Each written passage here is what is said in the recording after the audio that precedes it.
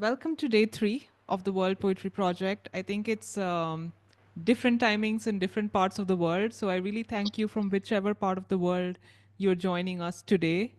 And we have a very exciting lineup for today.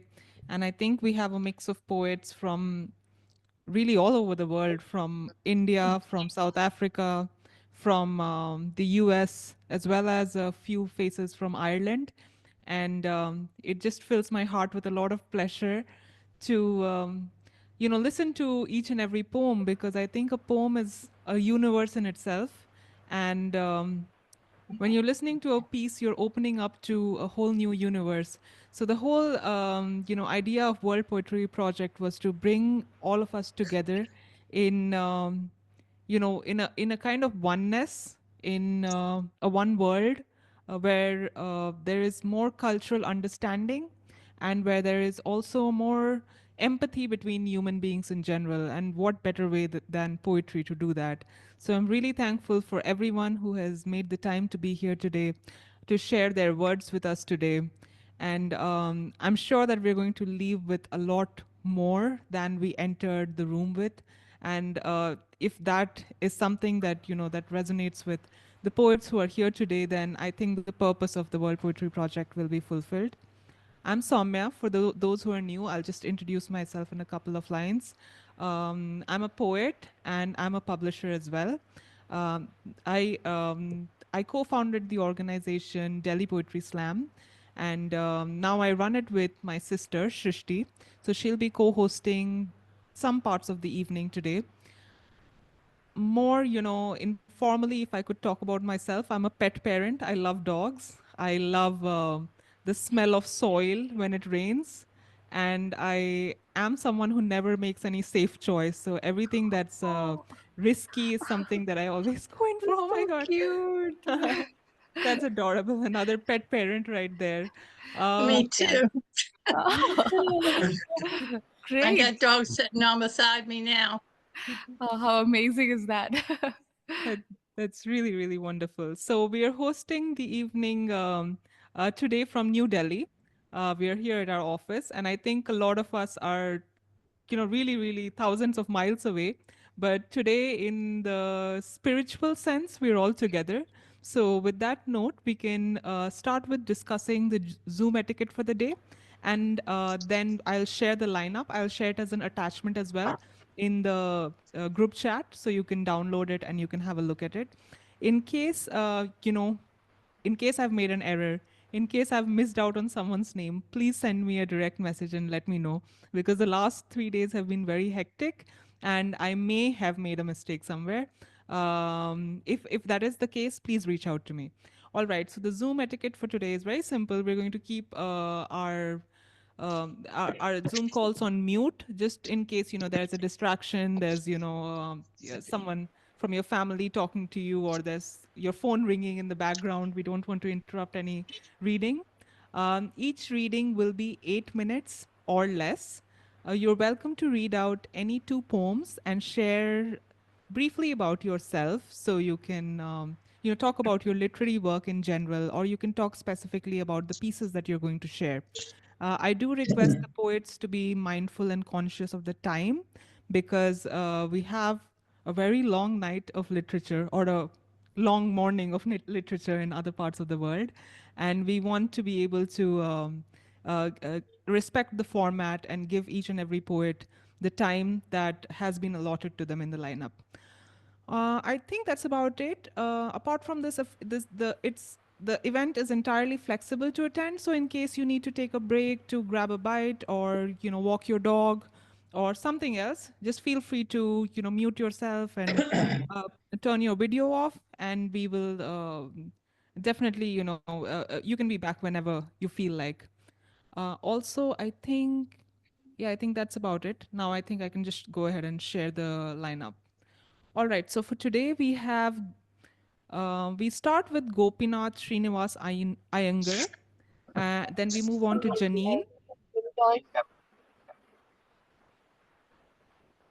We move on to Janine, Aahna, Belinda, Mahi, Nkateko, Dr. Archita, Sanjana, Pete, Neha, Moya, Pritpal, Sarah, Yukta, Nidhi, Dr. Ujjwala, Latika, Kimberly, Ratnajyoti, Dr. Nilima, Robert, Irene, Emmanuel, Minnie, Gayatri, Chad, Thangavelu Chinsami, Balesh, Balaleshwar, Narayani, Shriya, Harshit, Anupa, Rupinder, Dr. Neha, and Janvi.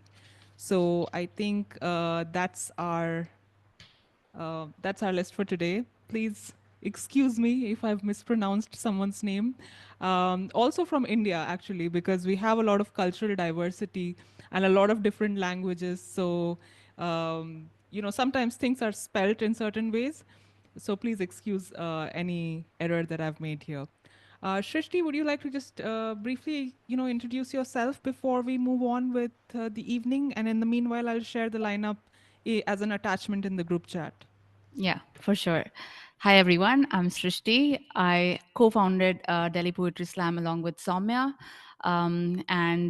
We also run a non-profit organization called Two Road Studio, catering to artists in New Delhi and from all over the world. So we have a space which is open to welcoming artists who are touring in India, or just our local artists who are coming from different villages.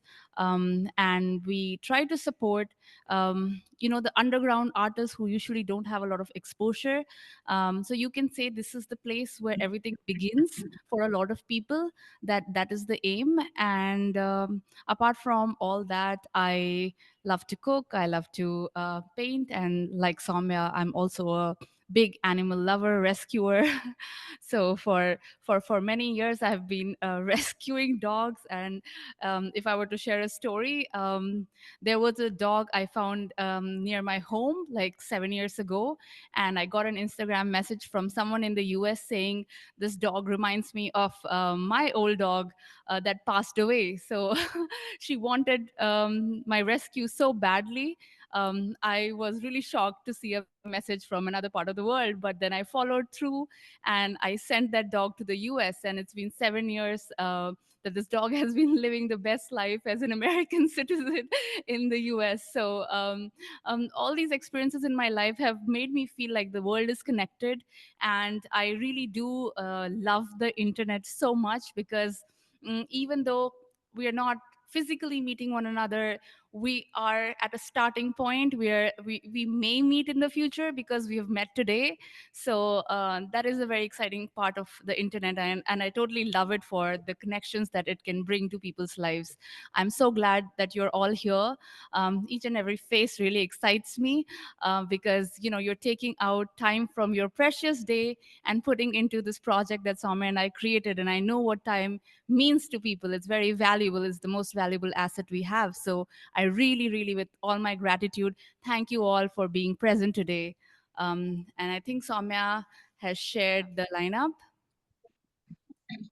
and we will begin now. Um, Yes, I can take over. okay. Okay, so you can download the lineup. I also read it out. Well, I seem to have made a small mistake with the date inside the PDF. It says 21st April, but today is 20th. Excuse that. Apart from that, I think everything is good.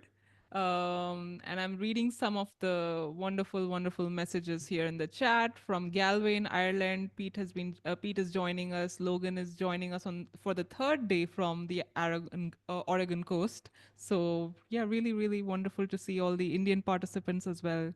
Charita and Neha, and a lot of you. So we will dive in. Our first poet for today is Gopinath Srinivas Iyengar.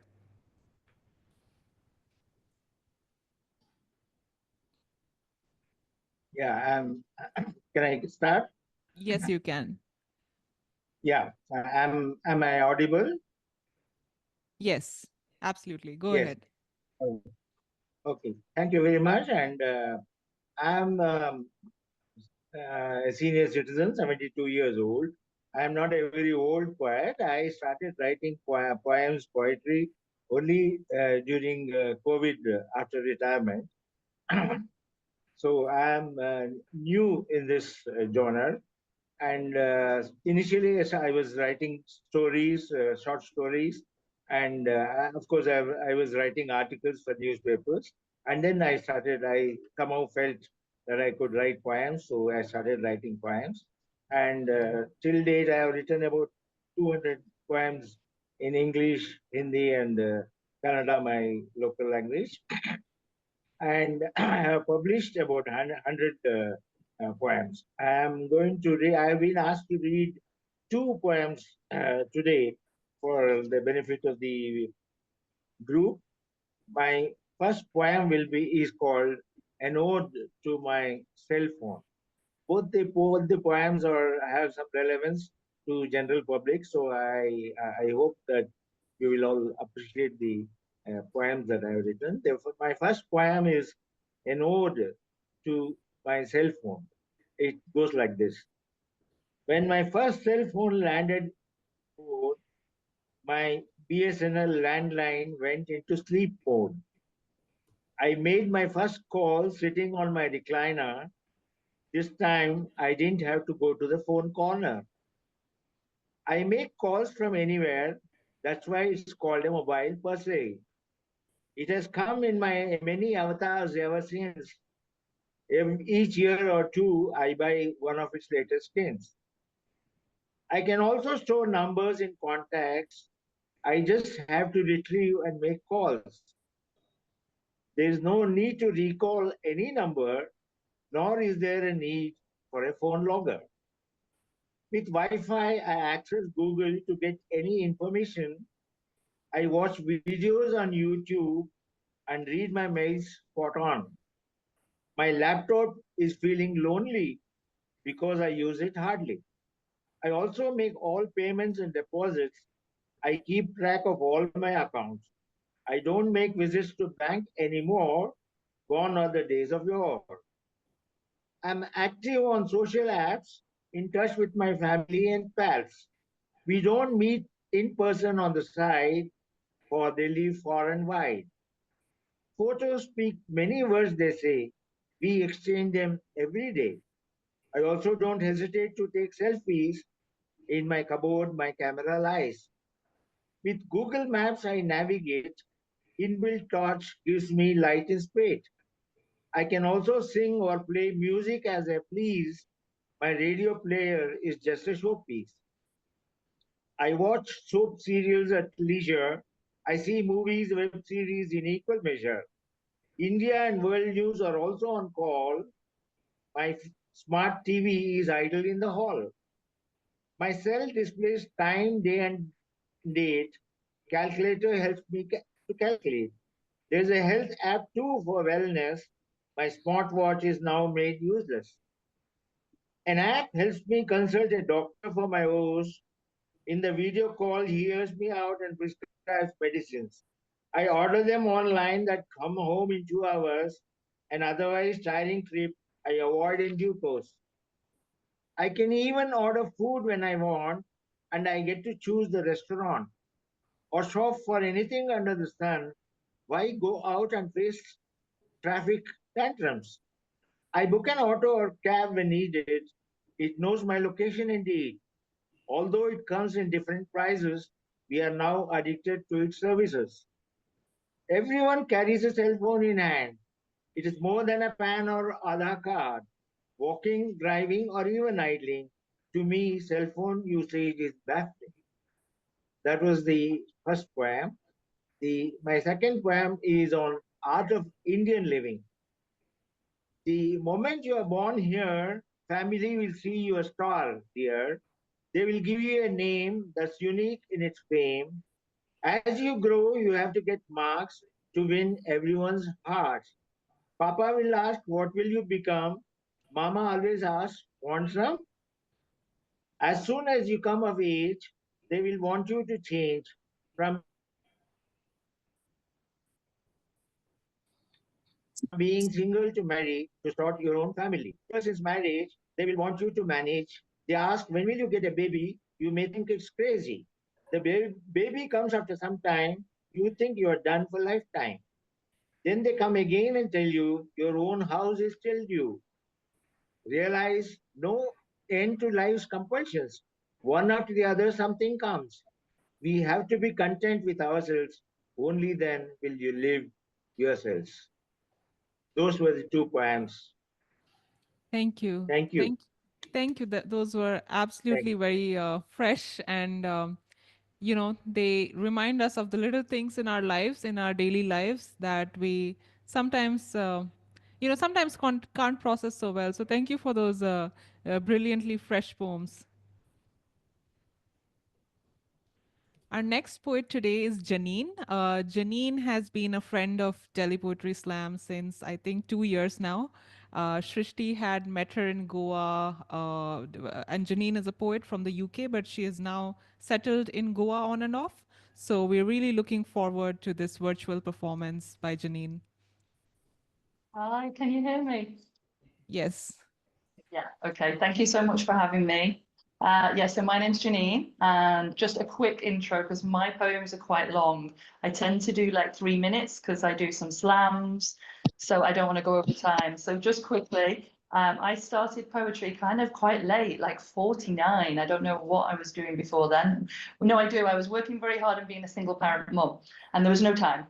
But then I quickly started writing and then followed straight into performance poetry. So I do spoken word. I've done spoken word in Manchester, in London. I've done Cheltenham Poetry Festival. I also held a poetry night in Dharamshala where we got some amazing young Delhi and Mumbaikar kids that came along and had amazing stuff. So I have my first collection of poetry out this year, which will be called Who Is She? And it is about my life and essential things that have happened in my life, but it's also about who is she, the feminine, because there are obviously things that happen to us as women that, we all have in common. So I'm going to choose two poems tonight. One is quite a soft one, love letter to my daughter, and then I'm going to do a quite loud, raw, political one. So quite different vibes. So the first one is called Love Letter to My Daughter. She was my genuine, genetic, generous gift, born unto me 3 days after the 5th September, a veritable Virgo, and my life and love ever after forthwith. She smelled like Haribo's, sleep, and delicious divine dreams. She bequeathed me a new life like a tailor's perfectly stitched seams. Her breathing was a wild whisper that foretold the magnitude of her future smile in this world.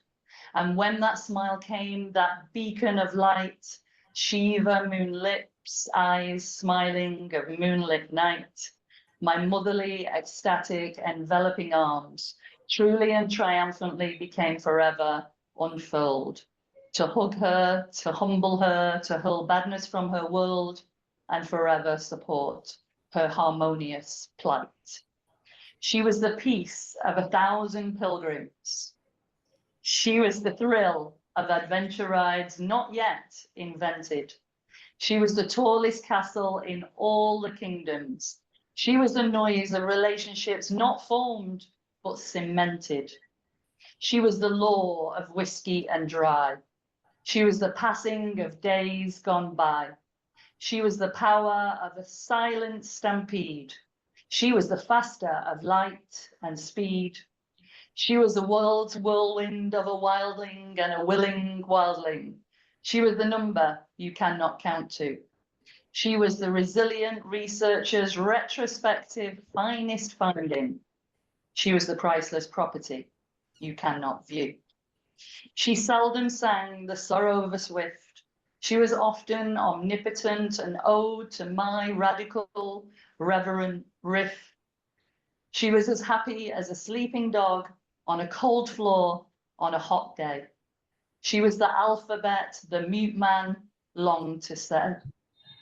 Her energy had the force of the world's Newtons and joules combined. Her presence, joy, and laughter I require on reflective rewind.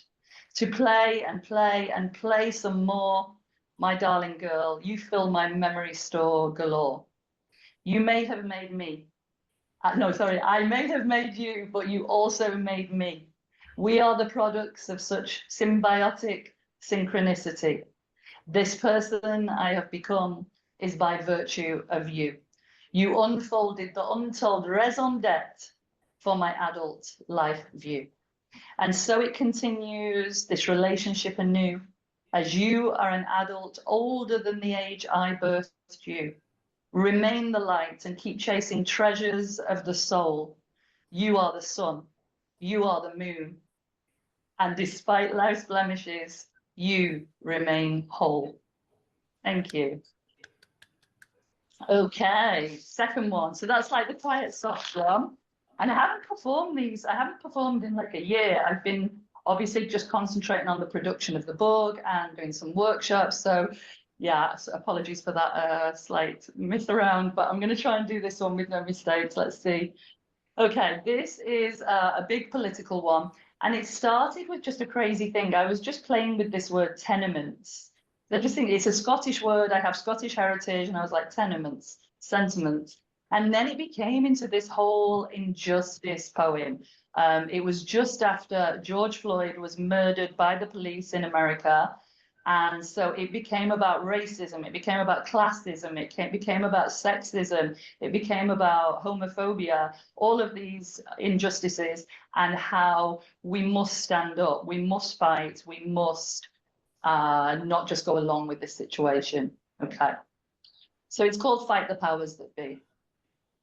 Too many tenements, so little sentiments, promises on a premise of underlying lies, of political misguise in multi-pack size, but you continue your copious Candy Crush, it'll fry your eyes, so you don't sympathize. Too many black men arrested, I feel like I'm being tested, stop and search suggested, gun down men attested, Jim Crow law represented, right-wing wackos contented, white supremacist dreams not dented. My fervour feels fever pitch fermented. The orange man and the buffoon, as unstable as the egg and spoon. Race for power, the conjoined whiskey sour. Their hierarchical, despicable, non-explicable, unfinest hour. Stinking from privilege, the wealth domain, racism, misogyny, classism coursing through their veins. The ordinary people, forgotten fighting again. Hope be the office of a man like Mark Twain. Women are still a commodity, it's known, trafficked and enslaved for men's own gold. The patriarchy is alive and well. Do not be fooled, because in your job you excel. Be sure Halle Berry is being paid less than Wesley and Denzel.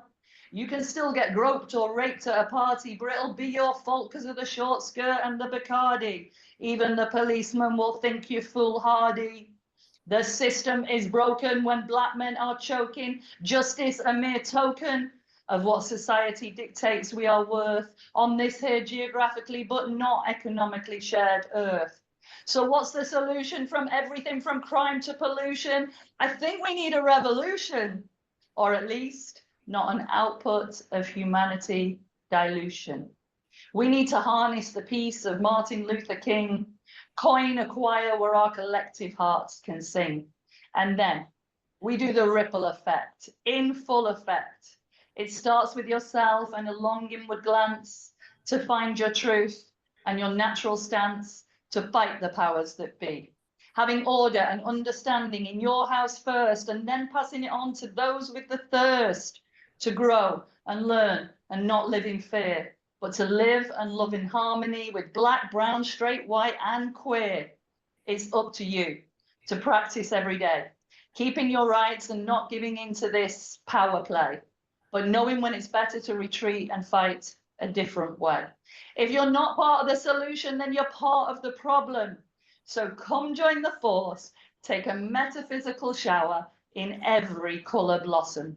Say hello to your brother man, protect your fellow sister, love yourself and thy neighbour. Shout and scream that love every day like a woman in labour. Fight the powers that be. Thank you. Hope I didn't go over. You were great. Great, Janine. Thank you so much.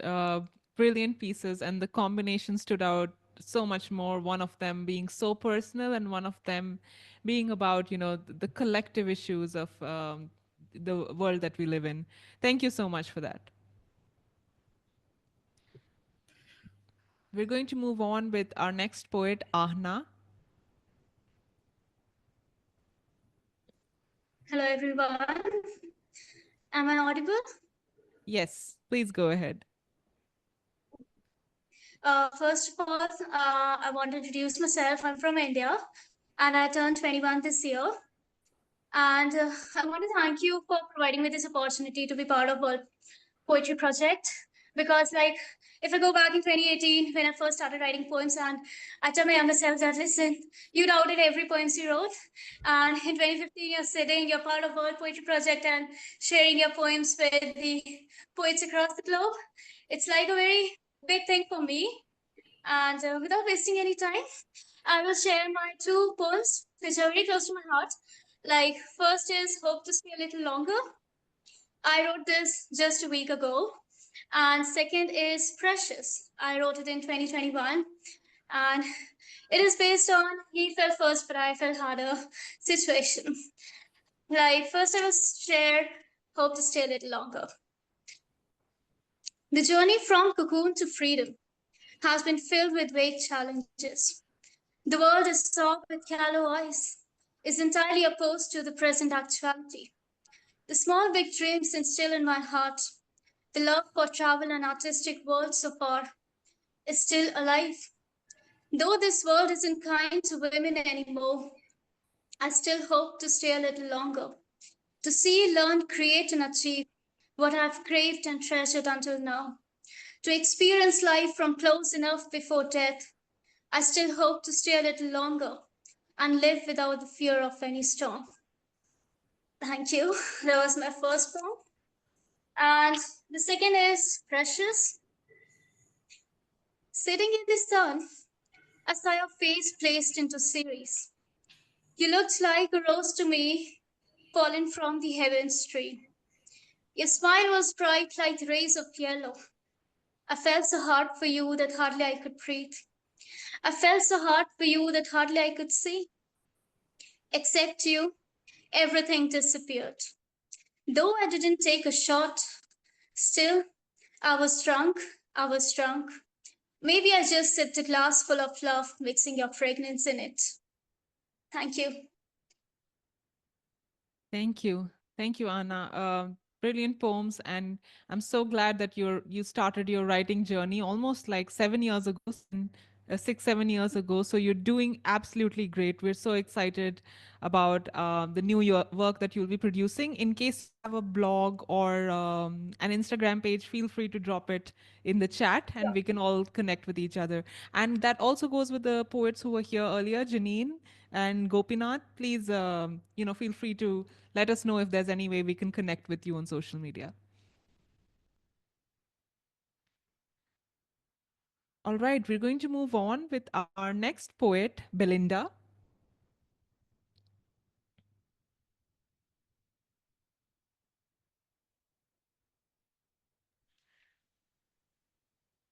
Hello, can you hear me now?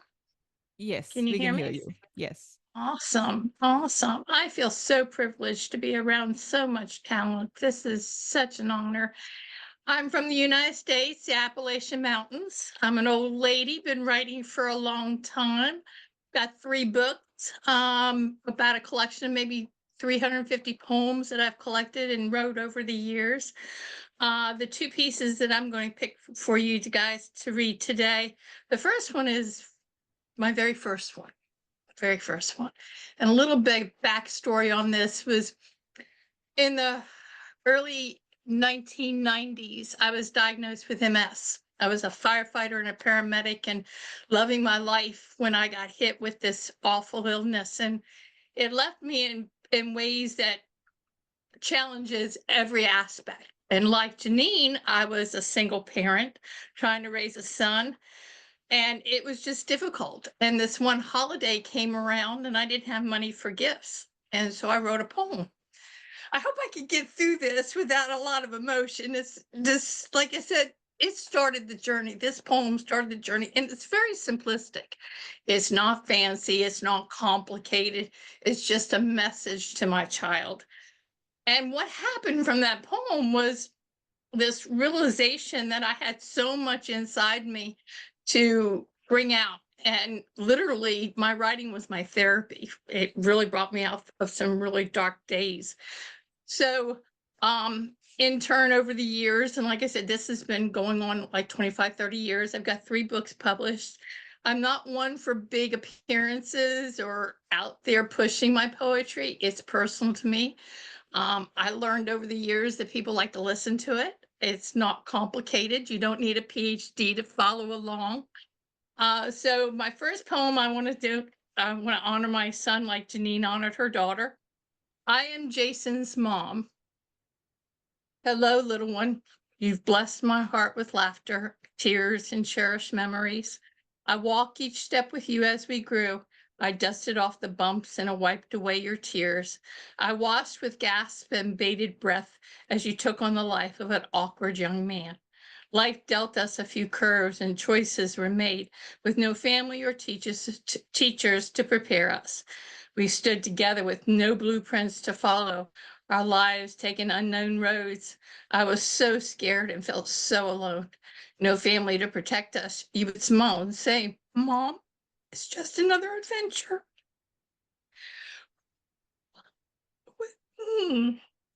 With an innocence so pure and rich, you gave me strength and courage to believe in myself and the good in all people. As a growing man with the knowledge, as a growing man with the knowledge of an old spirit, we move through life and challenges with strong shoulders. I am so proud to be able to see your growth as a young adult. You've become a leader, a reflection of strength and courage, a spirit and will so strong that despite our life's challenges and tragedies, you became a responsible young man. Today and always, I'm Jason's mom. Now, like I said, that was a poem that led me into writing almost continuously for weeks. I went on a binge of writing everything. I wrote about Katrina, the storms. I wrote about other tragedies in the world. I wrote about the Japan earthquake, the tsunami. I wrote about things that affected us personally. Like I wrote about the events that were going on in the United States, everything that affected us personally, like some of the hurricanes and stuff. But one of the things that brought me to that I got very emotional about was when we were watching all these falling stars dying from, or these stars, these celebrities dying from drug overdoses and horrific drug problems and stuff. And I got to thinking, that's such a tragedy because we're such a talented group of people. The older you get, and to be around young people that are so talented, it makes you just see God in a whole different world. Poetry is like music. It's what brings us together. So I wrote this other poem and it's called A Falling Star. I hope you enjoy it. We're born into this world with a clean and pure soul, no scars from our pain, no painful memories to show. Their birth comes with hope and a better future by far. They have the power to shine like a superstar. We move through our days trying to meet our nights, rest in our nights. Our choices dictate who we are. Our journey is our birthright. But life can be hard, difficult at best. Everyday problems are the part of a test. But for whatever our purpose, some of us may never know, this journey we're on is only part of the big show. So when a star falls before they see their destiny, the heavens will mourn their loss and the angels will cry, blasphemy. For a life cut short is a great sadness by far, but nothing sadder than the loss of a falling star. Thank you. I appreciate your time. This has been interesting. And again, thank you so much for allowing me the time to do this. And this has been a real pleasure. Thank you. Thank you. Thank you, Belinda. The first poem was absolutely brilliant. I think it's so important to draw in inspiration from the innocence of children, and them growing. They basically help us understand how much hope there is in the world. So There thank you so is. much for sharing that. You're And the second welcome. poem, of course, another very emotional piece. I think your vulnerability and your willingness to be so open is what makes your poems stand out. So thank you. It has been an experience listening to you. Thank you. Our next poet today was going to be Mahi, but I'm not sure she's here. So I'm just going to wait for a minute. If she isn't here, then she can probably join us later. All right, we can move on to our next poet from South Africa. I don't know if I'm pronouncing your name right, but I absolutely love everything that you're doing. Let's welcome Nkateko Masinga to the stage. Hi everyone. I hope you can hear me. Yes, you're My audible. name is Thank you. My name is Nkateko Masinga and I am from South Africa. I have been writing my entire life. Poetry is something that I have carried with me through different phases in my life. And when I completed medical school, I was trying to find a way to incorporate poetry into medicine. And so my first graduate school program was at Wagner College in New York.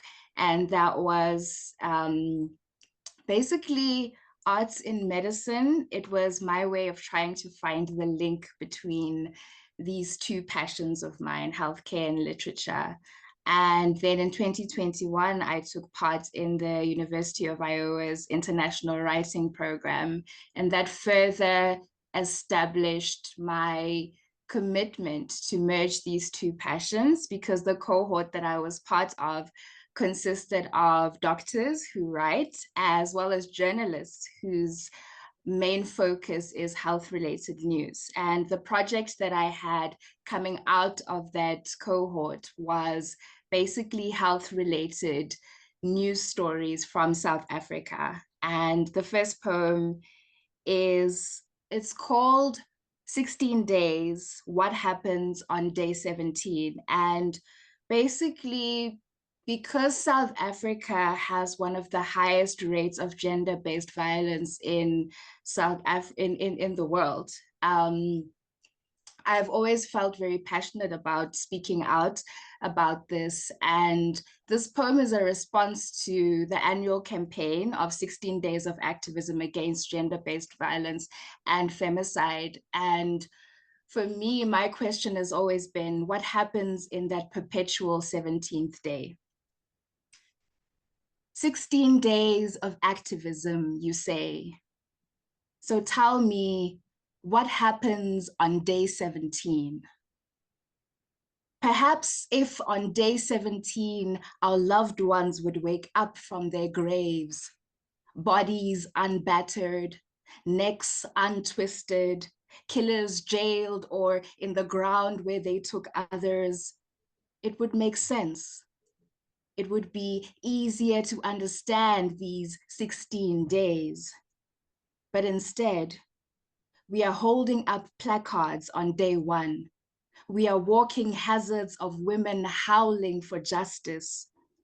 They chant our names in national campaigns while bags fill up with our cut up remains. Hashtag say her name, we declare. But those who hear us, do they care? Do they want us alive or barely able to testify, bruised and battered, left to die? Why? Have we ever mattered? Is there hope ahead? Or were we born to die? On day 5, we are declaring a moment of silence. We are adding to the tally of victims of violence. Hashtag don't look away, we declare. But those who see us, do they care? Do they want us alive or barely able to testify, bruised and battered, left for dead? Why? Have we ever mattered? Is there hope ahead? Or were we born to die?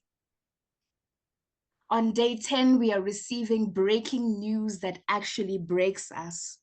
1 million views on videos circulating online, photographs shared without permission, bodies burned beyond recognition, other bodies buried in boyfriends' backyards. Enough. When is it ever going to be enough? If this is our national ailment, then what is the cure? If the violence just continues, then what are we protesting for? Hashtag break the silence, we declare. But those who speak up, are they heard? Or are they bruised and battered, left for dead? Have they ever mattered? Is there hope ahead? Or were they born to die? On day 5, on day 15, we are digging graves, graves on top of other graves, graves stretching as far as our swollen, beaten, black and blue eyes can see, names trailing behind hashtags, none of them named Lazarus, none of them waking up, none of them coming home.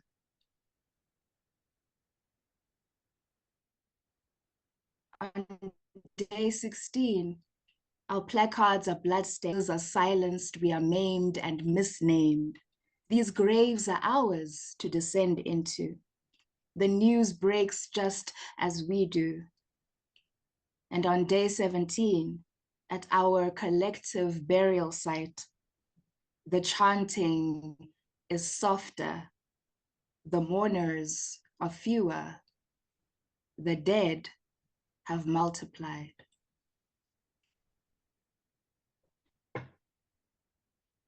This second poem is in response to a news story in a recent South African publication. It was about the death of infants due to carbapenem-resistant enterobacteria. So it was an outbreak of a bacterial infection, and there were newborn babies that unfortunately died as a result of this. And this poem is in response to the insensitivity that the healthcare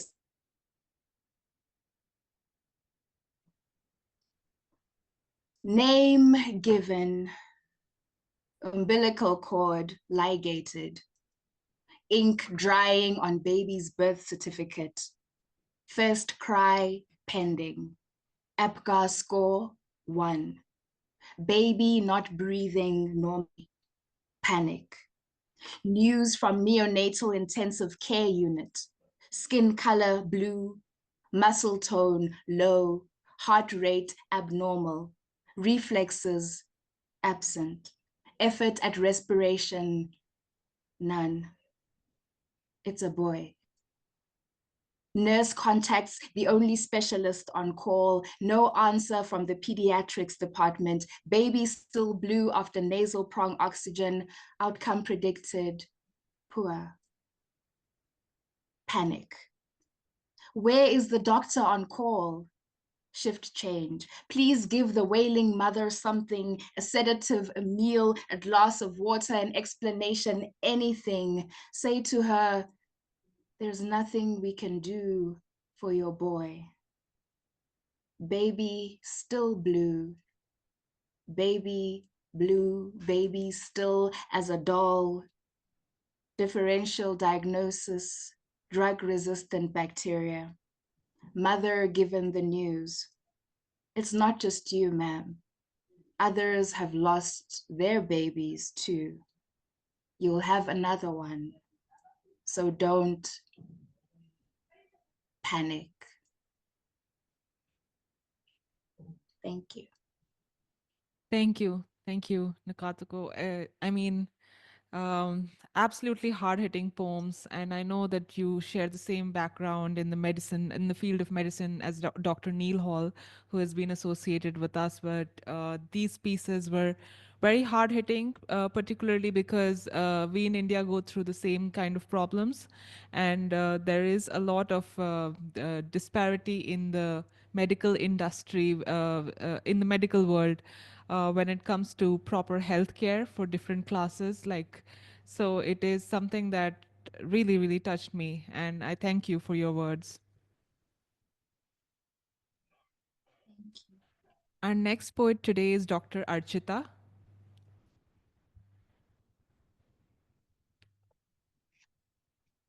Namaste. I'm from Kolkata, India, and I write simply because it gives me pleasure. I write in English and also in my mother tongue, Bengali.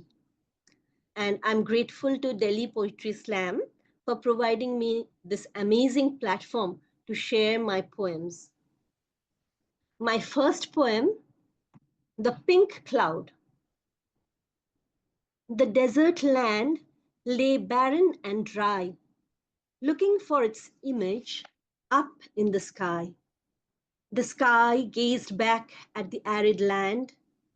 All that was seen were pebbles and sand. Thus, the long, long days passed by, the desert land looking at the wide, wide sky.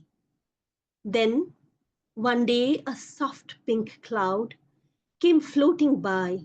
The dry land felt so proud when the pink cloud smiled at her, stood there and gazed with wonder. The pink cloud perhaps felt a bond with the desert, a lost love found.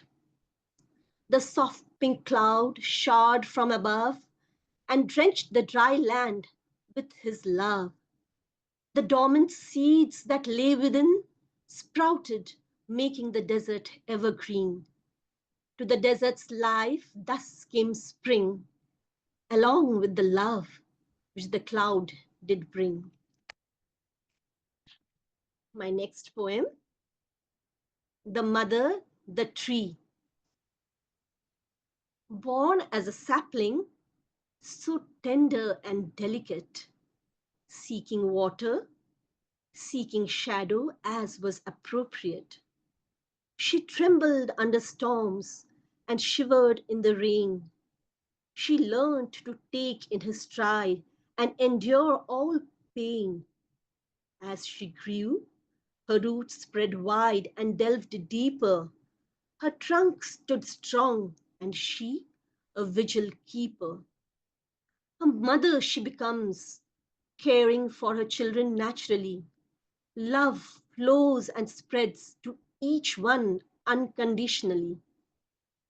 The ones that cling on to her, she provides solace.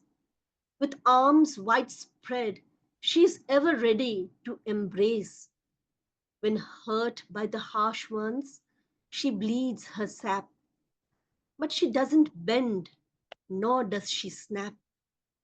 Seeks support from her roots that nurtured her with life's nectar. She continues her daily sonnet in life's altar. Even when life ebbs away from her, yet she does give her remains to serve so that the children may live. Thank you for your kind and patient hearing. Thank you so much. Thank you, Dr. Archita. Absolutely brilliant pieces, and your voice is so soothing. So thank you for delivering that with absolute brilliance. Thank you.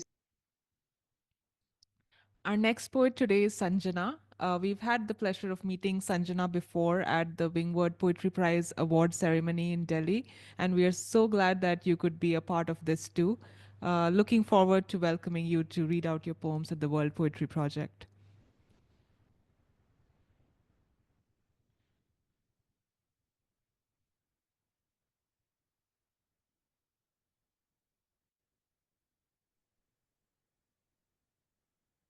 Hello everyone. My name is Sanjana Krishnan Upadhyaya. I'm a final year student of English literature. My first poem is about the real life incident which changed my life. The cold breezy winds blowing in the evening, starting of the monsoon season, the noise of shouting and banging, group of friends playing in the ground, ringing of bell of the last period, assembling in the line for evening prayer. There comes the sound of a hard bang, fallen on the ground as a huge shock. Looking this side and that side, trying to know the cause of sound, found a girl fallen backwards with no sign of movements. Sprinkling of water on the face, hoping to let her eyes open, giving support to uncontrolled senses, taking rest for handling situation. Immediate call to the parents with sense of fear and confusion, the happiness shown by all, marching towards me.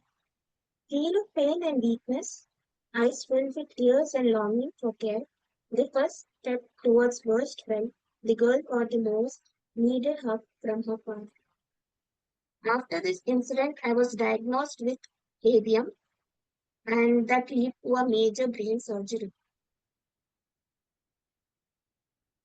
This is why I started writing poetry so that I can express my words and pain, which nobody is trying to understand. I was just 15 years old and I had to drop out from my 10th boards because of that. Mm. My second poem is when I started writing my poetry, and it's almost all Indian story. It was the pandemic time. I was trying to recover and I started writing and painting, all that for helping me concentrate on studies, which was very needed. I started studying through distance learning, so I had to study on my own. So concentration was very needed for me. The second poem is New Skill. Time where worry and fear prevail, ideas and thoughts swept in my mind. New and exciting work started, worst and lockdown which occurred. Working on my language as my target, precautions and safety as the world aim. Journey of language which goes on, waiting patiently for the world to see a movie. Thank you. Thank you, Sanjana. Thank you for sharing this testament of bravery with us through your poetry. And we are really looking forward to the new work that you're creating. And thank you so much for being a part of the World Poetry Project.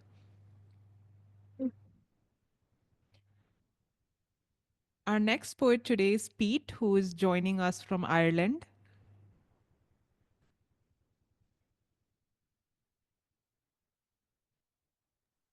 Hi, just unmuting myself there. Hello, hello, Saumya and Srishti.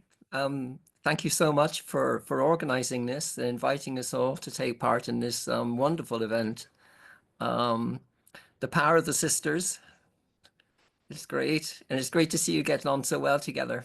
And I'm sure there's a little bit of rivalry sort of hanging there in the background, but you know, there's all that solidarity as well, which is lovely to see.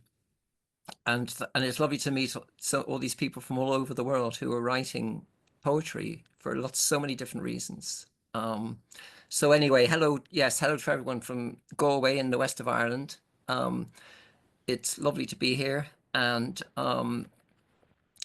you asked us to maybe say something a little bit about our poetry journeys, and so I would just say I have to thank my mother for starting me off. My mother loved poetry and loved language and words and was always telling us stories, and she was a kind of a romantic rebel, and she loved all these kind of romantic poems like The Highwayman and especially when people died at the end, when they fell in love with the wrong person and that kind of thing. And but she just made me fall in love with language and with poetry. And she was also a rebel, so she started off on the road to being a protester and becoming, well, for quite a while. I think of myself as a protest poet or protest singer when I write songs. Anyway, so my mother makes an appearance in this first poem, which is taken from my collection. My most recent collection is called "We Are the Walrus." I don't know if you can see that, and it's from Salmon Poetry in the west of Ireland, and it's called "Swimming with Plato," and it's about my first swimming lesson. This is absolutely true. For my first swimming lesson, I went with my mother to a big house in a different part of the city, climbed several flights of dark stairs, me wondering, where's the pool? Maybe the posh lady opening the door to her apartment liked to high dive, was looking for a young prodigy to teach, like a character from my sister's Bunty comic. Or might there be a descending slide like the one at the public marina? What the elderly woman, now I could see her in the light, did have was a table, across which I was asked to lie, while she took my hands, then my feet, and showed me the frog movements of the breaststroke. We didn't attempt the crawl, and I only went one time. My mother had seen the ad in the paper, gone on a whim, and as the man said, it's the thought that counts. Later on, I learned to swim in the sea like everyone else. But looking back, I realized, despite her limitations, the old woman had whetted my appetite, as well as opening my mind to how a kitchen table can become a pool. A flight of stairs might lead to the high board. So often we find ourselves making do. So I think afterwards I realized it was my first swimming lesson, but it was probably my first poetry lesson. So, and thinking about poetry lessons, you talked on Friday about your workshops and your residentials, and which sounded really, really interesting. And I know you're doing lots of wonderful things. And I do a lot of work facilitating poetry, and especially in schools. I work teaching global issues in schools here in Ireland through poetry and drama. And it's fantastic work, and I always get something, especially from working with young people and hearing their voices. But I also work with adults as well. And every new group I work with, there's always something new. Something will come up, something that touches you. And even with people like who've come to a writing group maybe for the first time, and who are maybe have lived a life of being terrified of writing. Terrified of writing poetry, and they come along and something happens. And I remember going to a workshop here in Galway. I was facilitating this workshop in the local library, and I went along, and there was a man standing outside, an elderly man, and there was lots of different workshops going on inside. And I said, what are you for? Are you here for computers or woodwork, or what is it? And he said, oh, no. He said, I'm here for the writing class. And he was shaking, And I said, oh God, okay, well, I'm sorry, I'm the host. So we got talking, and this guy was a fisherman, and he'd been out on the high seas, and he'd been in hurricanes and fallen into shark-infested waters. And here he was coming to my writing workshop, and he was terrified. And he just said, there's nothing more scary than that blank page. And so anyway, that really touched me. And so he makes an appearance in this poem. And I think one of the things I recognize when doing poetry workshops is people come to writing poetry for so many different reasons, but often there's a lot of fear, and a fear of how do you start, and being, I don't know, made to feel stupid, or people are laughing at you, or rejected, or whatever. And So I always try and de-stress everyone by saying, look, don't expect too much.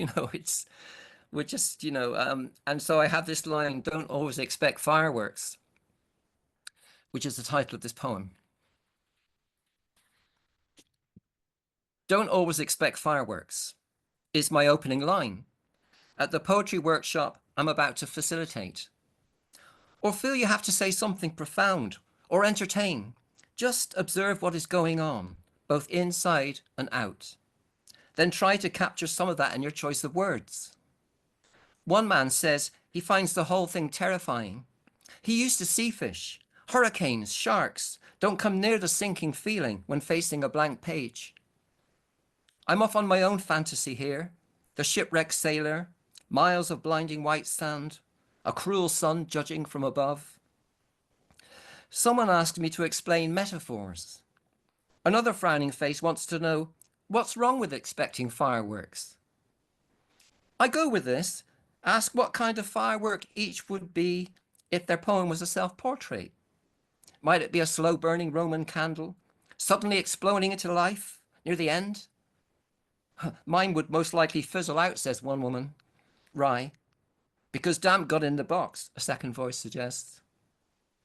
What else could you be? Perhaps a rocket, off to a flying start, an arc of spectacular wordplay, then a dying fall. Sounds like my other half, says the class joker. Well, in that case, how about a jumping jack? Even make it a concrete poem, text literally hopping about, or a Catherine wheel spinning crazily on a pin, threatening to fly off at any moment on some dangerous tangent. There's a groan. That's how my head feels right now. Can't we just write something? Okay, I say, forget about the instructions, reach into the box, select at random, light the blue touch paper, stand back at a safe distance, be prepared for a stuttering start, a sputtering but then who knows? And of course, be sure to sign your name at the end with a sparkler. Thank you. Thank you. Love that ending. Absolutely, absolutely, very brilliant poem. And I like how the blank page is actually scary, not just for poets who are people who are starting out, but also for established poets, because it's like a mirror, and you have to reflect on your own self and your own beliefs and values, and it's scary, to just get started with a blank page. Thank you for that absolutely beautiful poem. Our next poet today is Neha Mediratta. Right. Hi, can you guys hear me? Yes. Awesome. Thank you, Pete, for that poem. That was very nice. I think I identify with the sailor who is, afraid of the blank page, though I have not been on the seas and not been on the hurricanes and, but that fear is very visceral. And to carry from there, I want to just introduce myself a little bit. I'm an independent writer. I have been a developmental editor for the past 10 odd years. And I have been writing for as long as I can remember. And like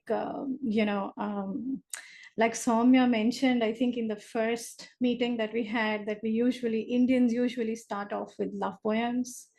So that's what I have done in the starting journey of my literary life.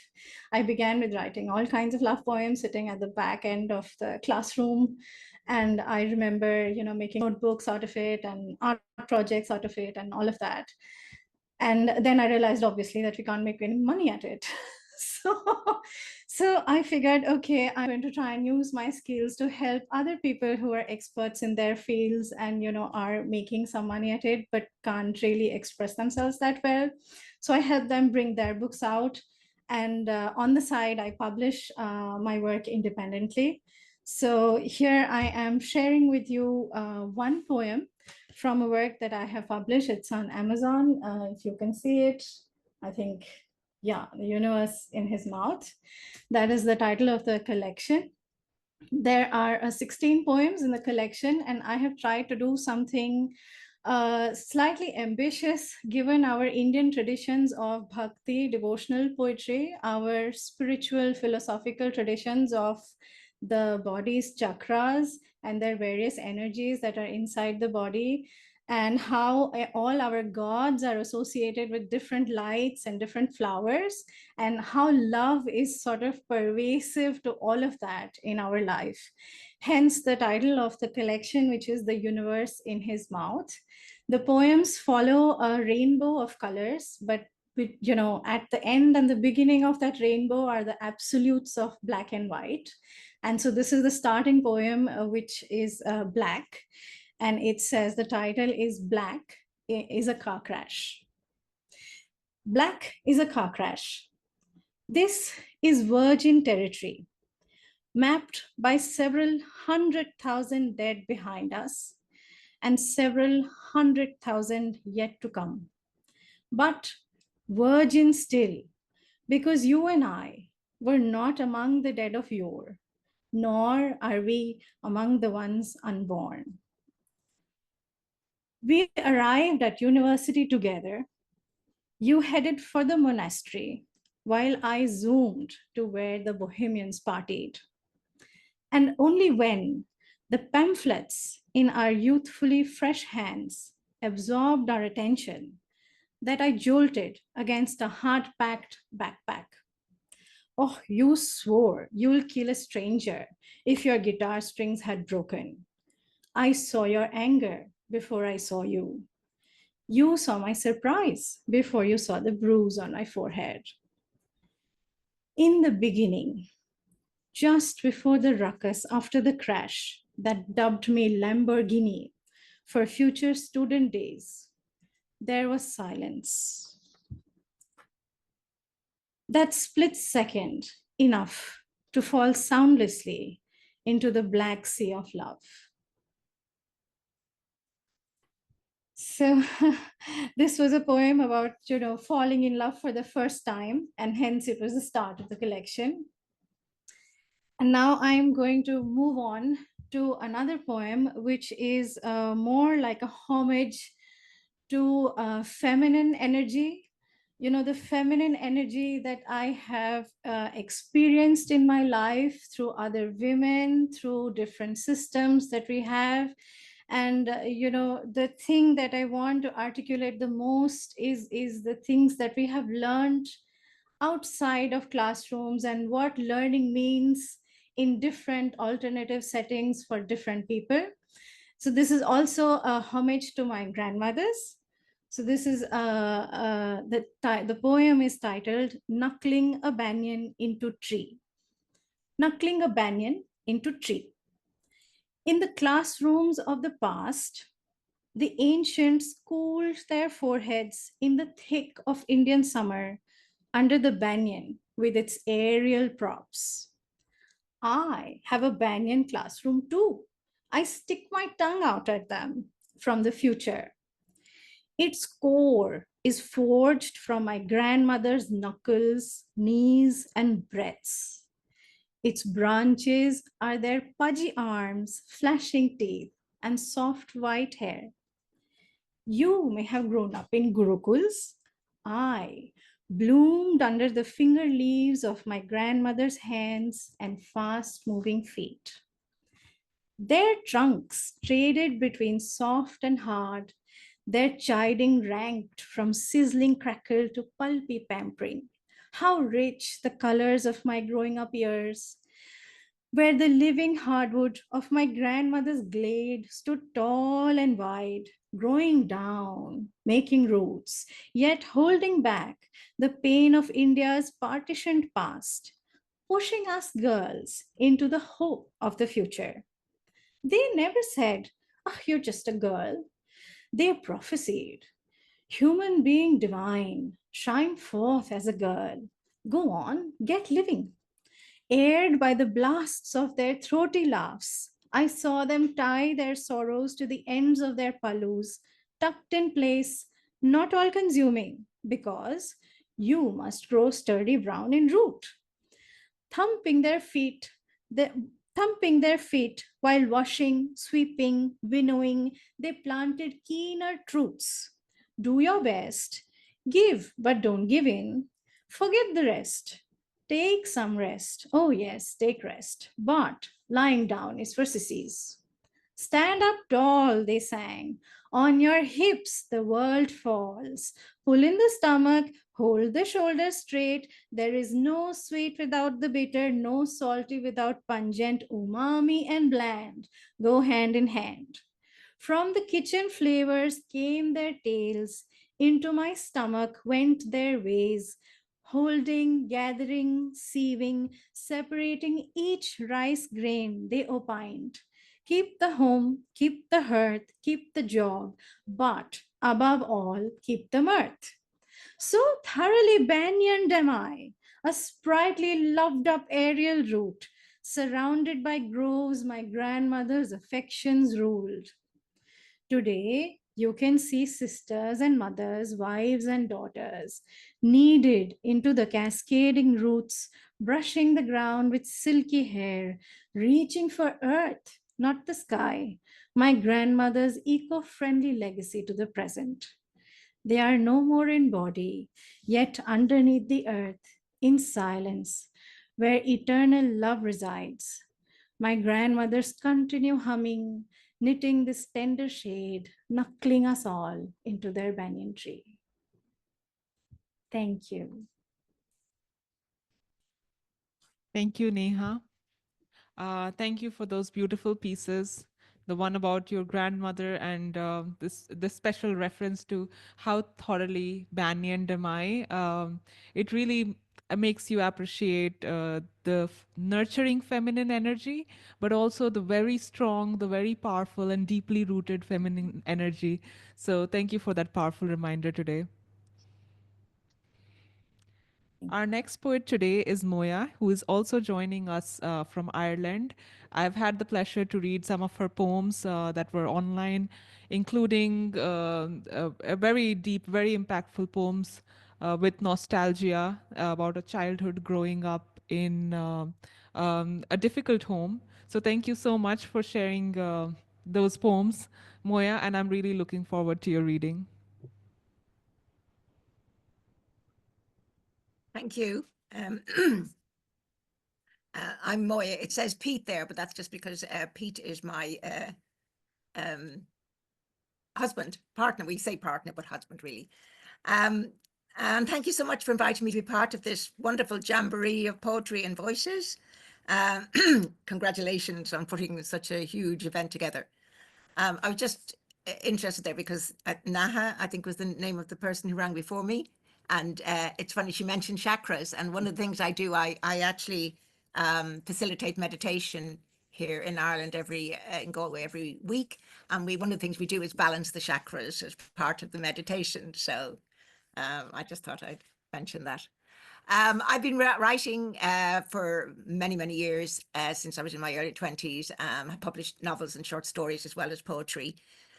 I'm going to read one poem from my first collection, which is Out of the Ordinary, and that's it here. And just in case, that painting is my own work as well, so very proud of that. Out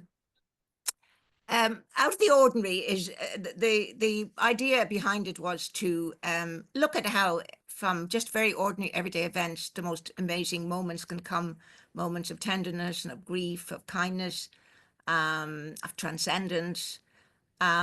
I write a lot too about mothers because I feel they are neglected and not given full, not really acknowledge what they actually do. So this poem is a poem to my mother. It's called Curtain Call. And in case anyone isn't familiar with that term, it's what happens when you perform on stage and then you get a curtain call, you're asked to come back for more. So I think this is a poem of transcendence on my mother's part. She was just told at this moment that she had a couple of weeks to live. So I wrote this poem. Curtain Call. My mother sat in so many hospital waiting rooms, making a home among tattered magazines, piped music, listening for her name. Sometimes I went with her, saw the pleasure she took in these imperial summonses, picked at last. All her life she had passed unnoticed, tending husband, children, washing sheets that grew thinner and thinner, as she herself grew wafer thin, wasting away in a hospital bed, waiting to be called. The day the consultant made his final prognosis, she opened her arms to him, sang. That's a true event, actually. She did sing to him. And the second poem I'm going to read, it's out of my latest collection, which is The Dark Art of Darning. Again, it's got one of my own paintings on the cover. And this book is really a lot about the exploration of family life, contradictions and complexities, but there are other kinds of poems in it too. So I thought I'd read one of those. And this one is called Pandemic Paradise. And we all went through the pandemic. And of course, it was a very tragic event for everybody, but for some people who lost their loved ones, and sometimes in terrible conditions where they didn't get to see them. It was horrific, and people are still grieving.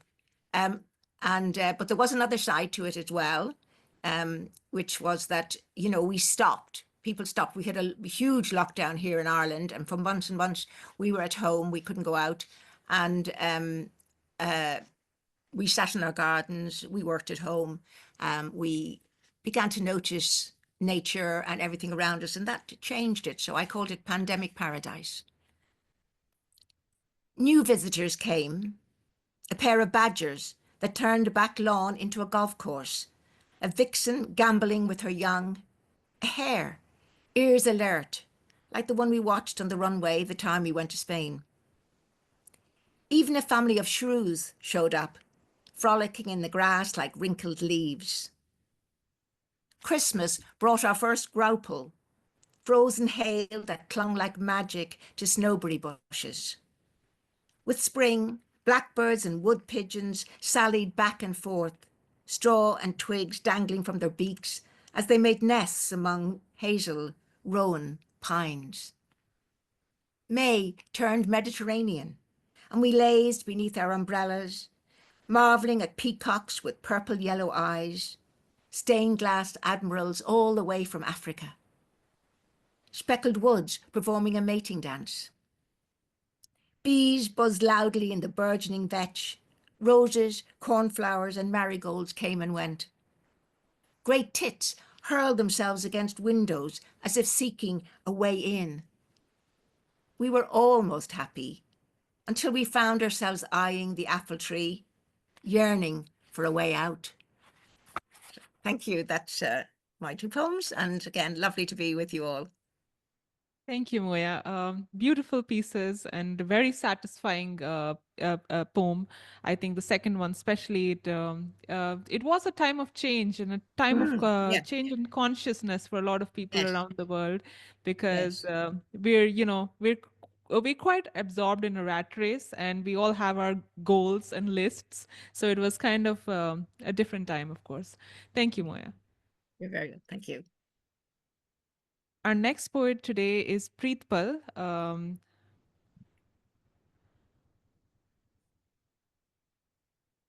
Hello, Saumya. How are you?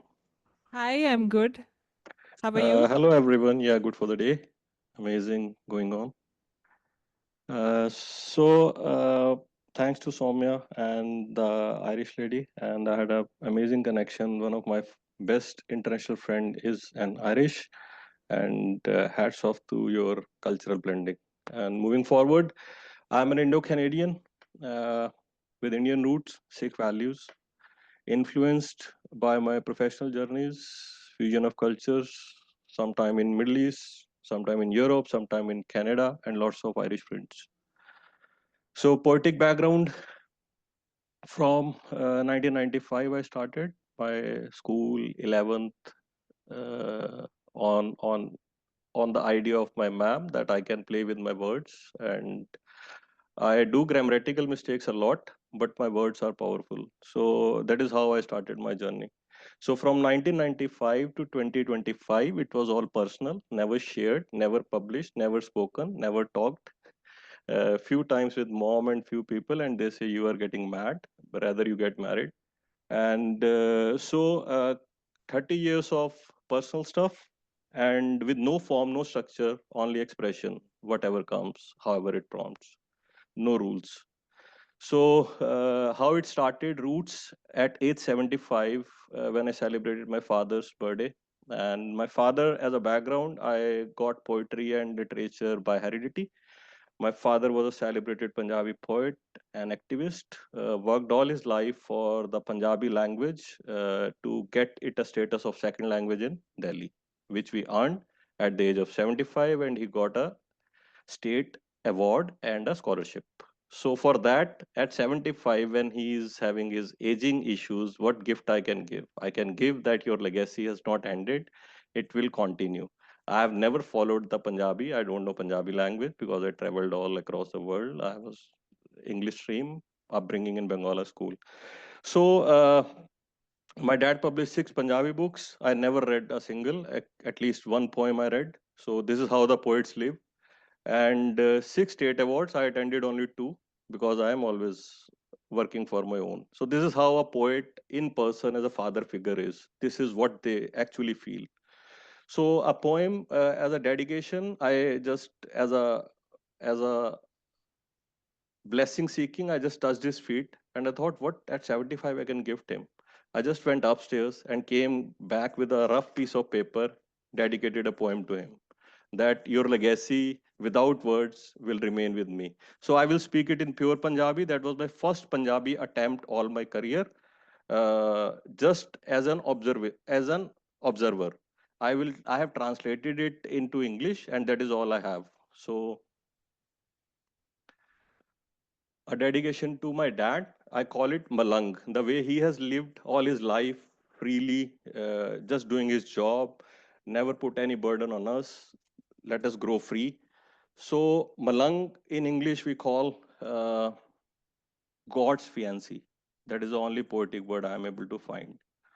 So in translation, I was looking for what word I put mystic. Mystic is too spiritual. So I call it God's fiancé. They just keep it with them whenever they are happy for joy. And when it comes to marriage, they just let them go as a poets. So I will start with Malang.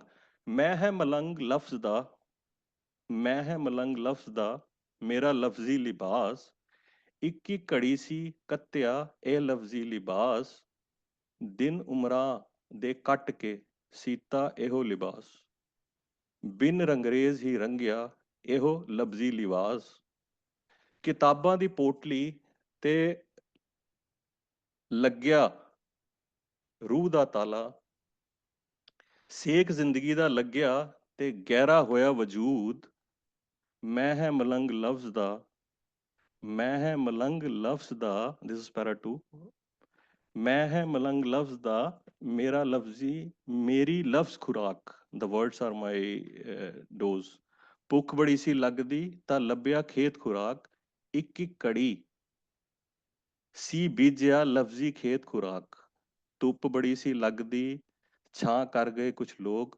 ਮੁਰਸ਼ਿਦ ਮੇਰਾ ਆਖਿਆ ਜਾ ਤੈਨੂੰ ਦਿੱਤਾ ਲਫ਼ਜ਼ੀ ਰੋਕ I will move on to less because few Punjabi audience and then I will move to the English version. Closing is मैं है मलंग लफ्ज़ दा. This is I'm giving a context. मैं है मलंग लफ्ज़ दा सतगुर नजर अब कीजिए ए मलंग तेरे हजूर. Now I will go to the English translation and Malang, God's fiancé. I, a mystic of words, draped in an attire woven of verse. Day by day, I thread syllables into fabric, stitching through time, aging with ink. Without a dryer, my robe absorbed its hues, shades of meaning drawn from dust-laden books. Basked in life's fire, the color get deepened. I, a mystic of words, I, a mystic of words. With a hunger no feast can still, starved for thought, I sought the earth. sowed words into the soil of instinct, through the blaze of ruthless sun, found shade in the kindness of friends. A celestial whisper bestowed nostalgia in verse. I, a mystic of words, I, a mystic of words, shadowed by my own reflection, as my material self grows, the divine recedes. As my material self grows, the divine recedes, no one to blame, my own echoes hold me back. A tiny chest of thoughts locked within a heavy heart. I was born pure white, now fading into thick of darks. I, a mystic of words, I, a mystic of words, now standing on a barren self with an aging ego. O my Guru or God, bestow thy mercy, this mystic bows at thy feet. This is the vibe dedicated to my father, written in original, and I will still call it Malang. So very, very close, and he was so happy with that. That is the best gift I can give, and he make it published in few Punjabi journals of his own. And I said, don't put my name. I want his name. His pen name was Barry, Mohan Singh Barry, MS Barry. So now I use it, Barry Junior. So Barry Junior, dedicated to him. My first book is about to uh, get published because now I'm getting public, and so this was 12 years back. The second poem is a fresh, very short, very simple. I'm in Canada as of now, came for a spring and some business, walked on long weekend from US, from Canada side of the Niagara to the US, many a times to the Niagara, never to the US, crossed the bridge at a walking trip. So coming back at the late evening, it was getting dark, and I can see a giant wheel along the Niagara rotating. So you visualize a giant wheel rotating and me, the pal, looking at it. Fresh, it is 2025 and that was 2020. So giant wheel at Niagara. I see karmic wheel glowing. Darkness spins. Truth whispers softly. Movement blurs in stillness.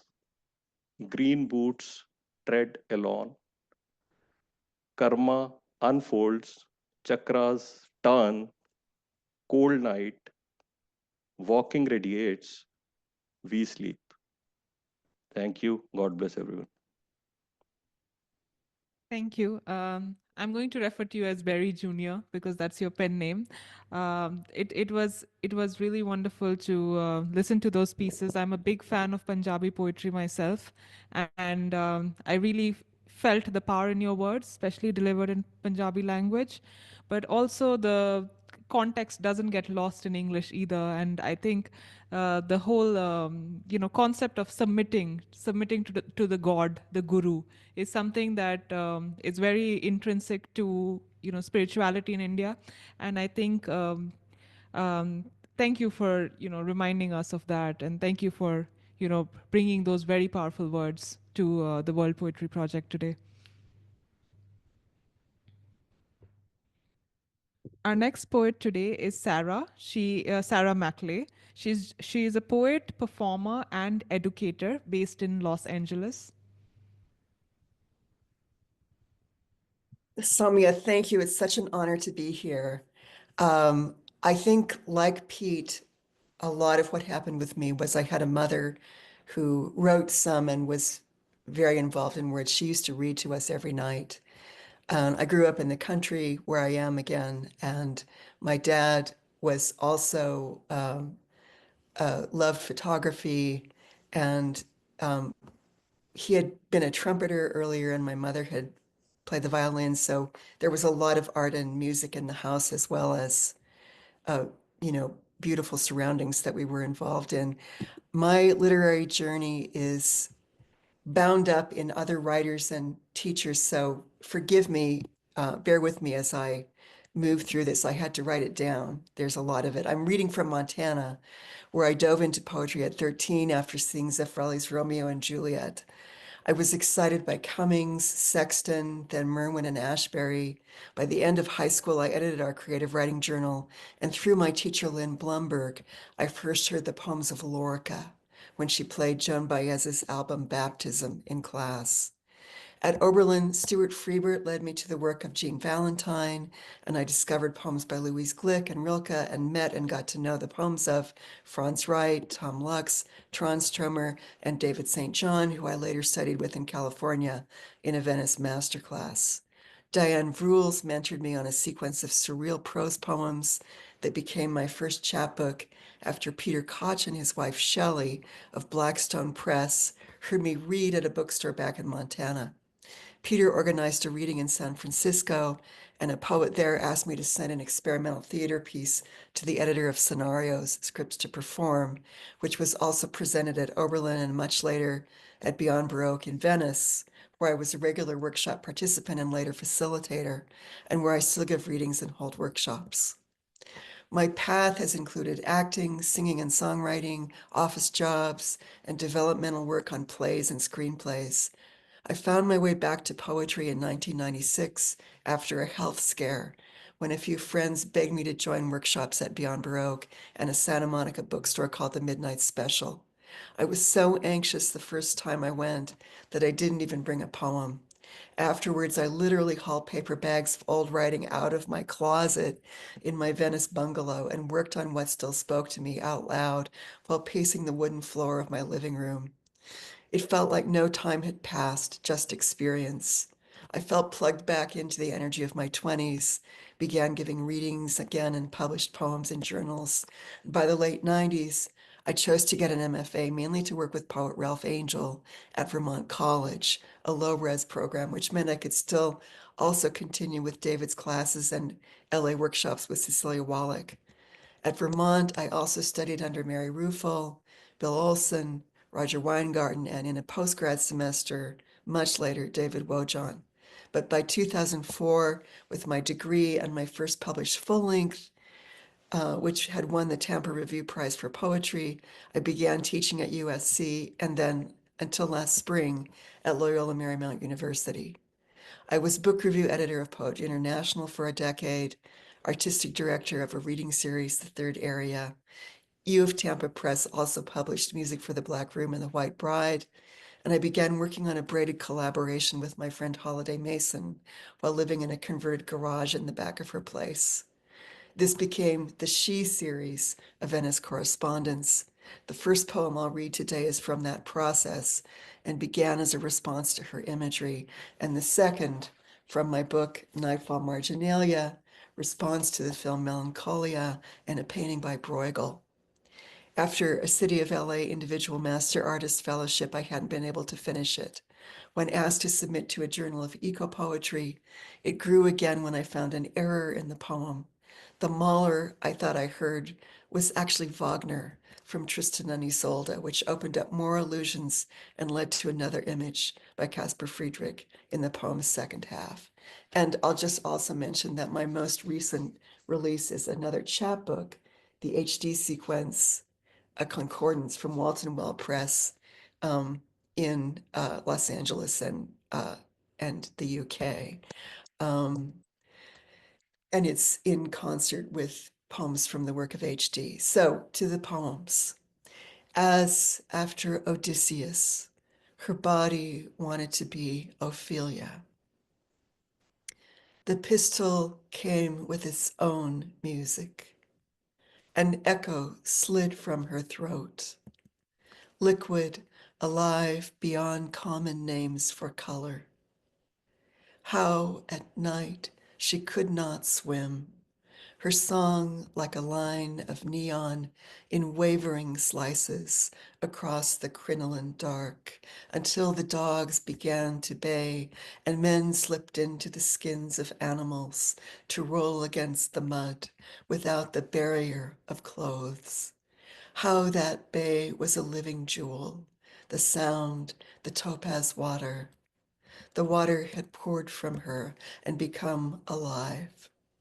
She would wash up on the shore or float as white as the lizard who pulls a carriage in a dream, all soggy finery and hair and reeds. Over and over, her body was painted in darkness like a wine of skin. What was true? It was up to her to invent her own music as she began to hear it in the growing stain of sky. The second poem, Rehearsal for Ending. Feathers or birds or leaves fell slowly into the snow among the dark, thin hounds and their hunters, obscuring the wet bark torsos of the trees, larger even than the black-clad skaters on Celadon ponds, grim as the morning sky and melting as, seconds later, snow, I'm sure, was floating up, flakes or white feathers losing their scant gravity as the ice began to burn along the edges and the drifts of tulle veiling the long grass, already slowed, elongated, tangled in muddy clouds of web as Mahler appeared. I think it was Mahler, or something had happened to the air, echoing the distance among those same increasing shades of green in notes or in what trembles. Something else, something far apart, as the roiling gray of a fishtail braided cloud, years and seconds later, in that pentimento of rain, grainy and darkening the distances of green waters and murky fields until it seems barely possible to make out the few abandoned fishing boats and almost impossible to tell whether the two tall stalks are cut off sails or the edges of self-pruning cottonwoods that have grown in confusing weathers up through salt and through the teal and emerald of the slippery reeds of shore toward the roiling gray corn of the clouds in their horizontal twisting above shards of wall below. And then white moths, like motes, floating into the star-dark sky, just as after the box is opened and things fly out, some of them are still alive and light, even as the cell cloak darkens over the body and the lover extends the fingers again toward the wound and tries and cannot stand. Thank you. Thank you, Sarah. Beautiful pieces. I love your metaphors. And I think they're as enjoyable in the sound as they are when, I initially read them.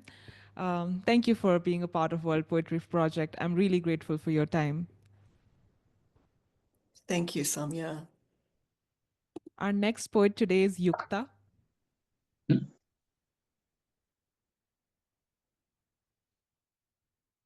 Hello, everyone. Am I audible? Yes. Hello, everyone. This is Yukta Vats. I'm from India. Namaste, which is our traditional greeting. To tell you all a bit about myself, major, I am a writer, an editor, a communicator, and a bit of an artist, if I can say so myself. Currently, I'm working as assistant commissioning editor at Hachette India. And geography and poetry are my two loves. And the way I like to put it, there is geography in my poetry and poetry in my geography. So here I am. Thank you so much, Delhi Poetry Slam, for this opportunity. Thank you, Ms. Shrishti and Ms. Saumya. It has been wonderful. And I hope I can add a bit to this amazing event. The reason I have always loved poetry is because there is so much in just a few words. so much to feel, so much to absorb, so much to ruminate about. And I think it makes us all the more human. It takes us back to humanity. That's what I think. And nature is the biggest inspiration for me. So, two poetic pieces I would like to present today.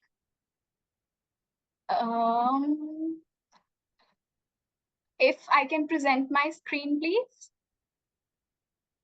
I think screen sharing is allowed. So can you check if you have the option? Yes, sure. Just a second.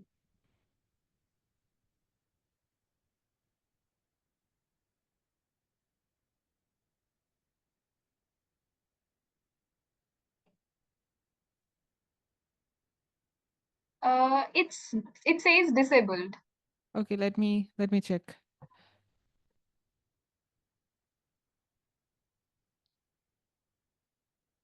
I think I've enabled it now. So can you just try once again? I hope it's instant. Sure. Yes, I can see it now.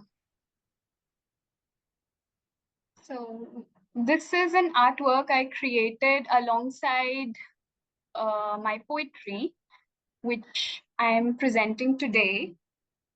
So this goes with that. The piece is called Mirage. Mirage is the medial state of a person caught between illusion and reality, and what is true and untrue, and ultimately what she makes out of it, and ultimately understanding this journey called life. Here it is. I ain't no wanderer in dust, nor a bird of passage dying of thirst. I'm not the trickling sand and glass, then why I feel I'm sinking in a morass of illusions and deceptions, of pretensions and dissimulations. I see an enchanting vista before my eyes, but is it all a scape of lies? I'm drawn towards it as if losing my wit. I know it's an illusion, a mirage, but there's this force causing me to barge straight into the alluring fantasy, into the goddess Morgana's territory. I see the oasis of dreams, wondering what it really means. As I move forward and touch, it becomes real, oh so very much. I sit back, reflect and ruminate. What's real, unreal anymore, I struggle to differentiate.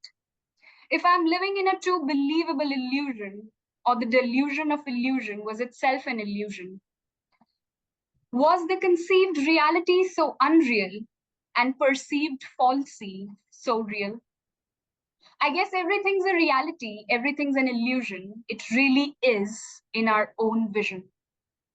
To see, experience, and believe the truth beyond what we so dearly perceive. Maybe I actually am a traveler in a caravan, and that mirage was where the realism began. I discerned that everything's true and at the same time untrue. I'm nothing at all. And that's when it struck me that I have it all. That's when it struck me that I have it all.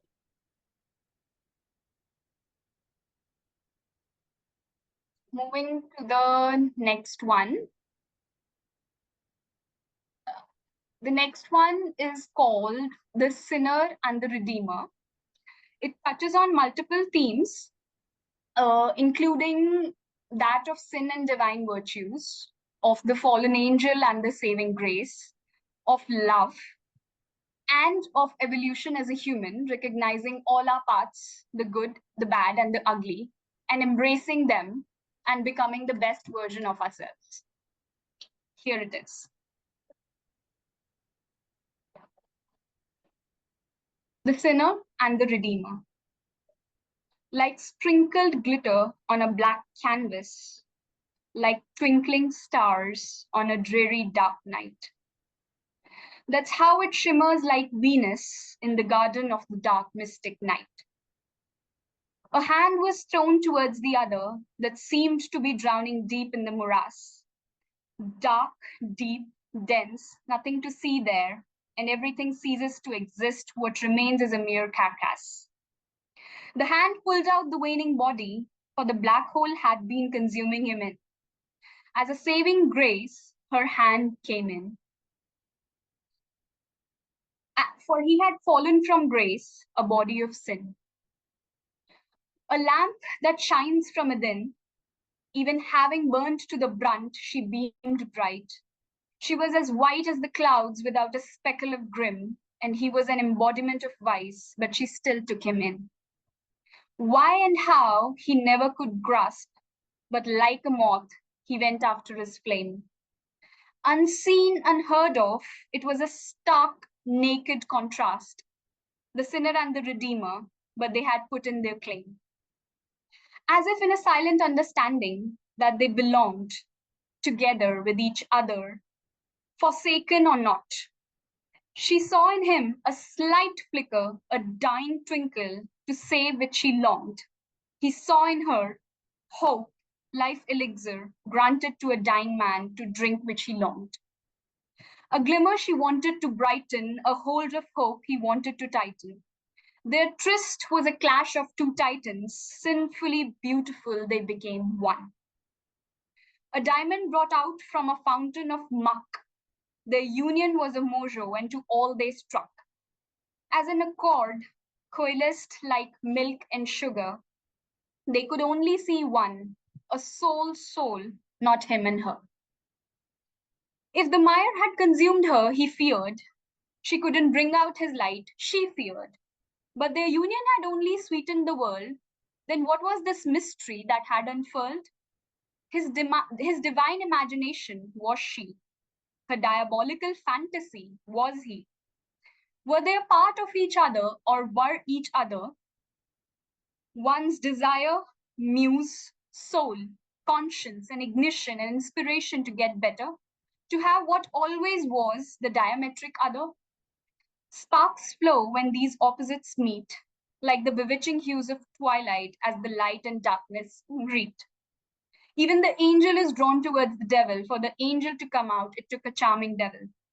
To have her fly high, spreading blessings and love around, and yet to be the someone to love her, bring her back to the ground. Because she was the angel that made the devil recall what he was once. An angel just like her, his beloved one, the time before he had renounced. So it was the blurring, the conjoining of them. They became one in mind, body, and soul, and every bit of them. And as these powers merge and become one, all what is seen is the joint form in sheer devotion, their union. As they took upon selves to drink the pain of the other, they also brought out was the best of the other. It was the best of both as one great force reigning over the world as an energy esteemed. For the sinner could see all who sinned, and the Redeemer knew who all to be redeemed. Thank you, That was Yukta. it. Thank you so much. Thank you. I You would really have a way with words. thank you. I just want to end with with a quote from one of my favorite poets. It is by Robert Frost. This is something that I resonate with.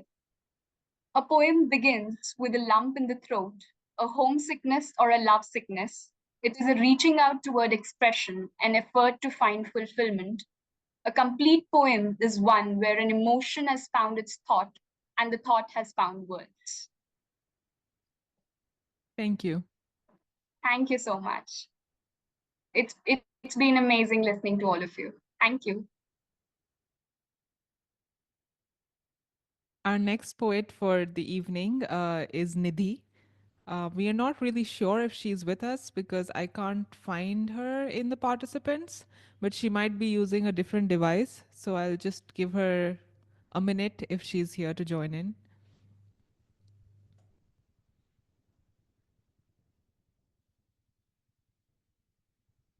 All right, I don't think she's here, so we can move on.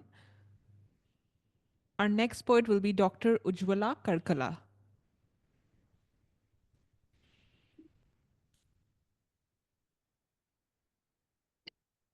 Yeah, hello everyone. I'm Ujjwala from the city of Hyderabad. I'm a published writer, educator, and researcher. I have published 14 books, and out of which 6 are poetry books. And coming to my writing journey, it started 20 years ago during my course of research. And the research topic was on Sri Aurobindo's masterpiece, Savitri, the very poem. The mythology and the symbolism in the poem deeply touched to the core, and it made me evolve spiritually. And poetry is a kind of therapy for me, and poetry has healed me to overcome many bitter situations and people. My themes revolve around self, nature, emotional intensity, personal freedom, social concern, in a most sublime and soulful way, driving towards regeneration of spirituality and hidden beauty of contemplation. My poems are filled with rich metaphors and a few meters rhyme with natural and simple diction. So coming to my 2 poems. So the first poem I would like to present is Dawn of New Era. And this poem has been written in deep contemplation, exploring the profound connection between the self and the cosmos. It reflects the awakening of inner consciousness, aligning human existence with the vast universe. Coming to the lines. Existence in darkness, no sign of sun rays, neither the moon lit, nor the stars twinkled, darkness nestled in the lap of silence. From the dark silence springs a little star, sparkling itself as bright as a firefly, emerging to be the source of same darkness. That little star glittered forth in beauty of light, beauty that shone was neither the yin nor the yang. Milky light splashed in full swing, manifesting to be the source of peace. As the silence emanated, the brilliant star, lucent light expanded into many little stars, chasing away the dormant darkness.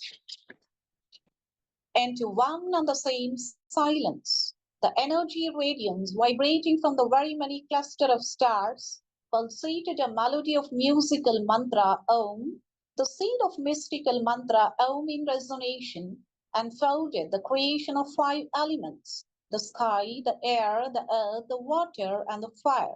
Slowly over the course of darkness, one connected to other, and the little stars set in motion across the cosmos. The veiled darkness slipped through the cosmos of light. It coiled as a serpent engulfing the barren earth. The cosmos, dazzling with infinite lights, expanded into many galaxies.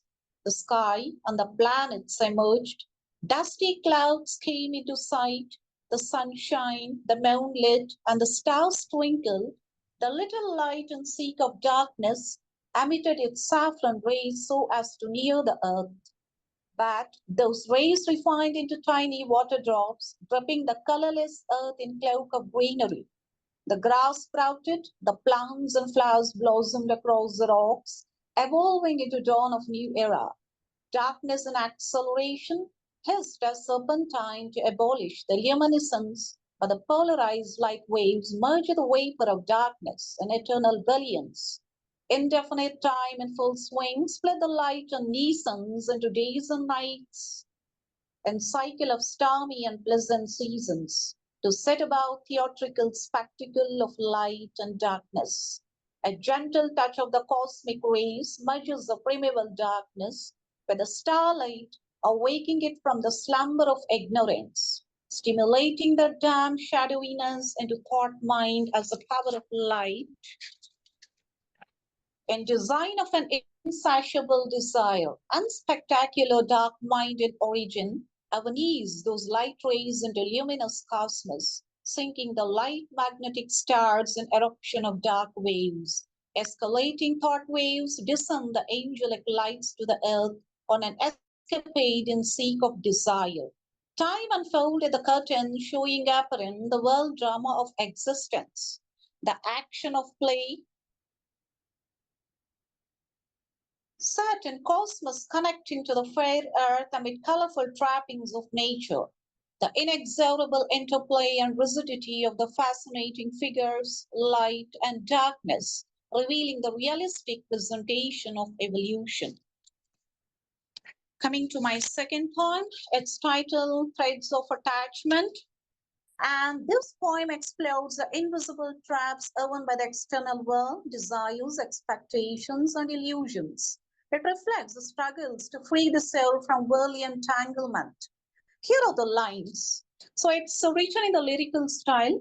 The dreams we chase and the life we design attaches to everything around. We gaze at, possess, feel and do, but not being conscious of what it brings and what we lose. At one stage of life, we were nobody, we were nothing, with no identity or special roles to enact. As we grow more into the threads of attachments, be it physical or emotional, influenced by family, society, and culture, we identify ourselves with different roles we fit in to be seen as somebody. As the seed of attachment blooms into flower of desire, we often try to trace with one another to be better than everybody, to get identified with the places and palaces we live in, the status we maintain, the clothes we wear, the skin color, and the money we possess, the people we hang around, never in content to feel enough, but to gain more and win the world, losing track of who we really are. The dreams we chase and the life we design attaches to everything around. We gaze at, possess, feel, and do, but not being conscious of what it brings and what we lose. Thank you. I'll thank the organizers, Saumya and Srishti, so for their incredible effort for organizing this poetic meet. Thank you, Dr. Ujjwala, for sharing. So it seems like Nidhi wasn't able to join earlier due to some issues with her software, but she'll be joining us now.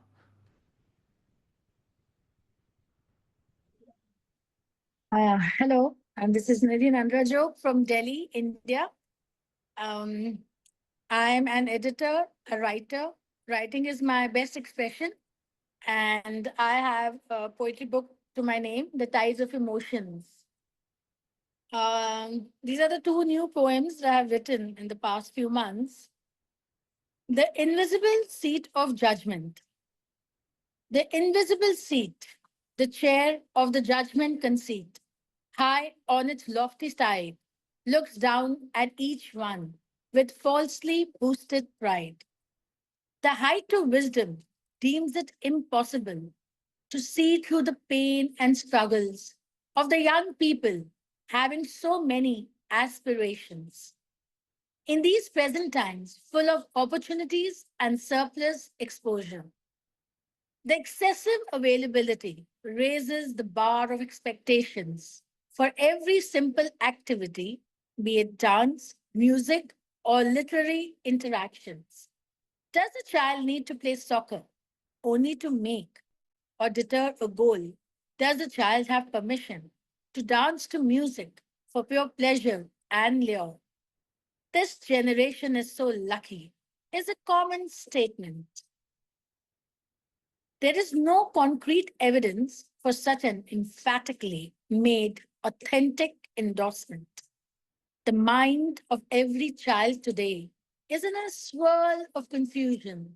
Even to quench one's thirst, there is an option of still, sparkling mineral.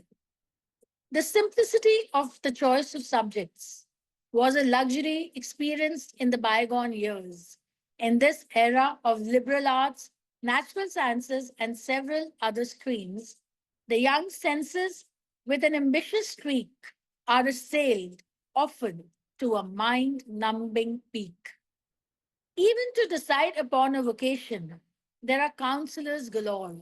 Education grants good business for the job of manipulation of the thinking prowess of enthusiastic students on the path of making their own mark.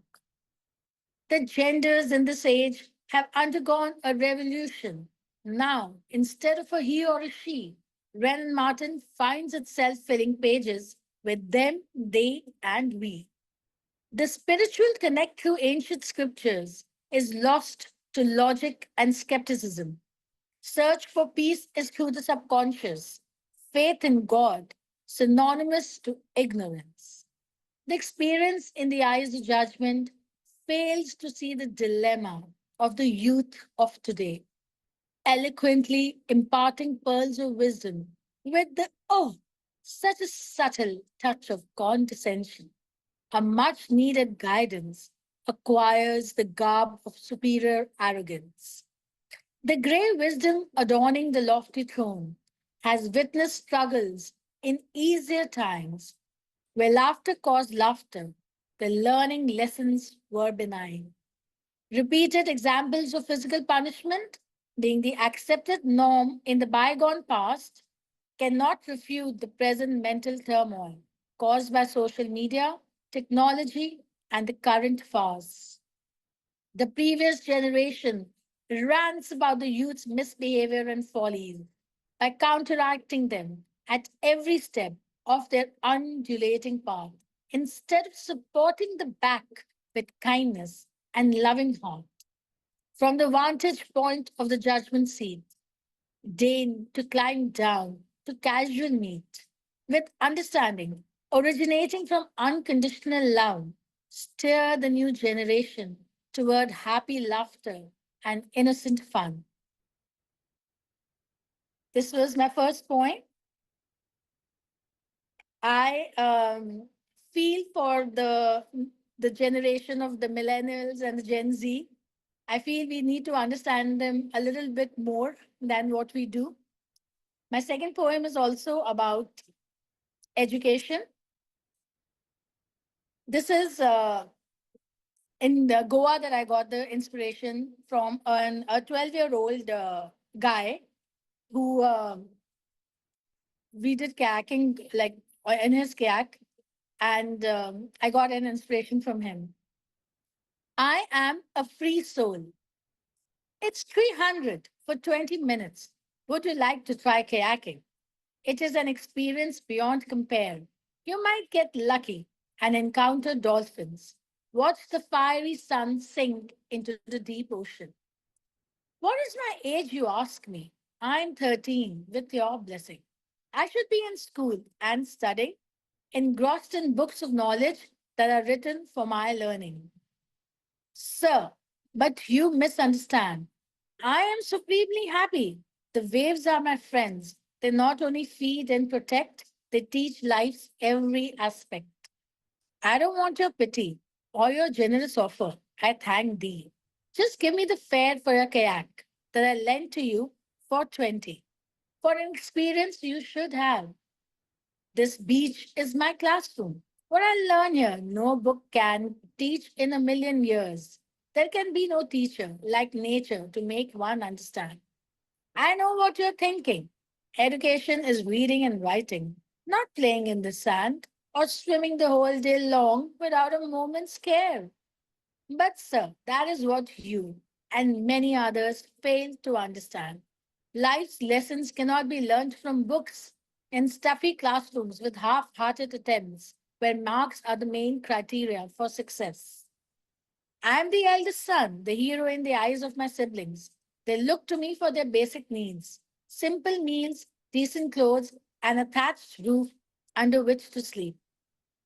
There is no inclination whatsoever to join the government funded school and suffer the monotony of a routine for a future that might land me in a strict 9 to 5 regime. I rather earn a living while I swim along the shore, talk to enthusiastic sports lovers, and show them the kayaking way while playing soccer in between the breaks. I vouch for a fact: no one knows the ocean better than my eyes. No oceanographer can gauge the spoken language of the waves. I take the kayak into deep waters to understand the moon and the tides, to talk to the jelly and starfish, have fun with the waves that rise, and bid farewell to the horizon bathed in the orange light. For what then do I need the textbook when my experience of the real transcends every written word? For what do I need an education? For a certificate of recommendation. I am a free soul. To no one am I answerable. This freedom gives my dreams the right amount of propellant to let my wings soar to the wildness of imagination. I love the abandon of thinking, breaking away from the shackles of toxicity or any obligation to endure injustice and dishonesty at every step in the so called civilized world. My only aspiration is to live every moment with joy and glee, with nature's benevolence upon me to be my own person, to always be me. Thank you so much. Thank you all. And Saumya Srishti, thank you so much. Thank you. Thank you so much, Nidhi.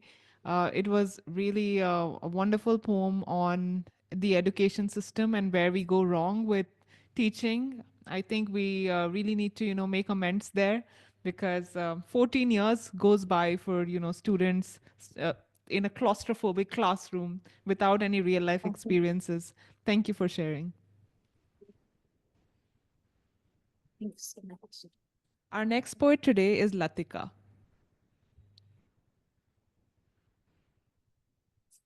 Hi everyone, I'm Latika Mehra, and I just want to share that this has been wonderful to be part of all of you, sharing your views, your thoughts, your expressions, your vulnerability, your emotions, and I very briefly, I've been a teacher, I still am, but I'm also an examiner.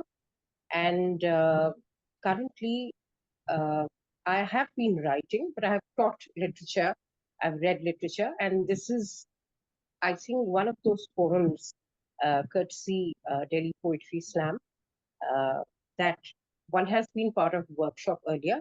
So it's great to be part of this circle of like-minded poets. I'll begin with the first poem. It is called A Sublime Soliloquy. And this is basically an expression, because most poetry, I feel, emerges from our inner aspect or our inner being. So here goes.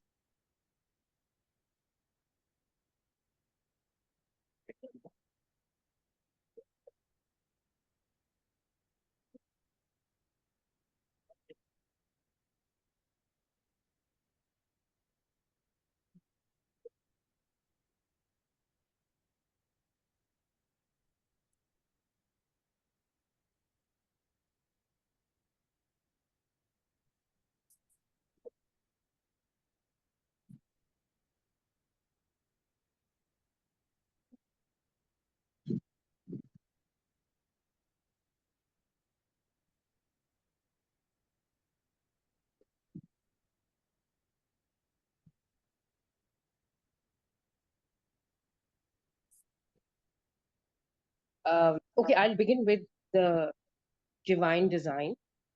When gray threads mark life's pattern and seem not to be in sync or aligned, trust the one above who has created the whole design. What is it if not an act of pure love, a bountiful blessing of the divine, that each carefully chosen thread, woven with precision so fine, it's then carefully crafted into a unique design. Whenever great threads appear, they mark the rose threads fairer, the gold ones brighter. The impact is vivid and stark, interwoven in what, weft and weave in the fabric of life.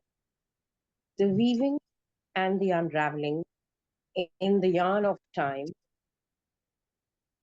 knits together both grief and joy, the two sides of a coin together in the game of dice are tossed like a toy.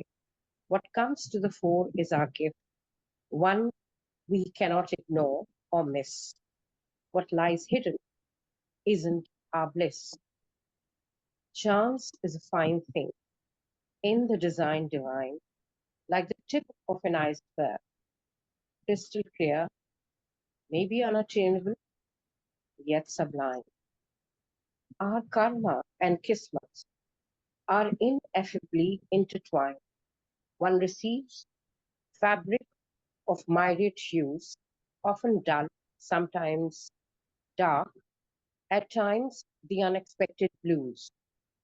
Some shine bold and bright, bathed in golden glow, glossy red, leafy green, mellow yellow, the royal purple, or white and pure as the first snow, merging seamlessly as the rising rainbow.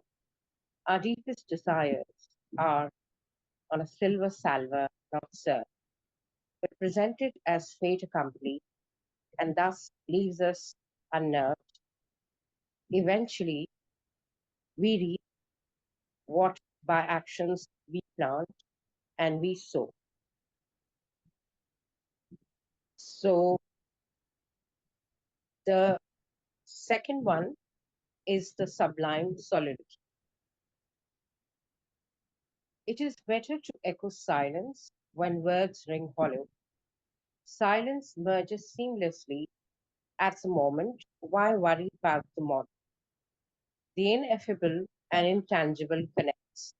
As it compels, it dissipates and dispels all our grief and sorrow. The collated experience of life, a revelation that some are received, others are those that we borrow.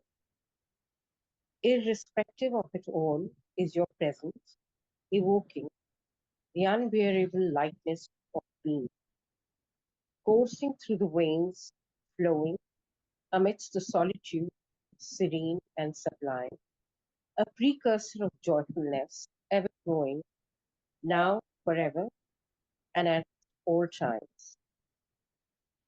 So I just wanted to know if we do have time for uh, another one, or this, if we can wrap it up.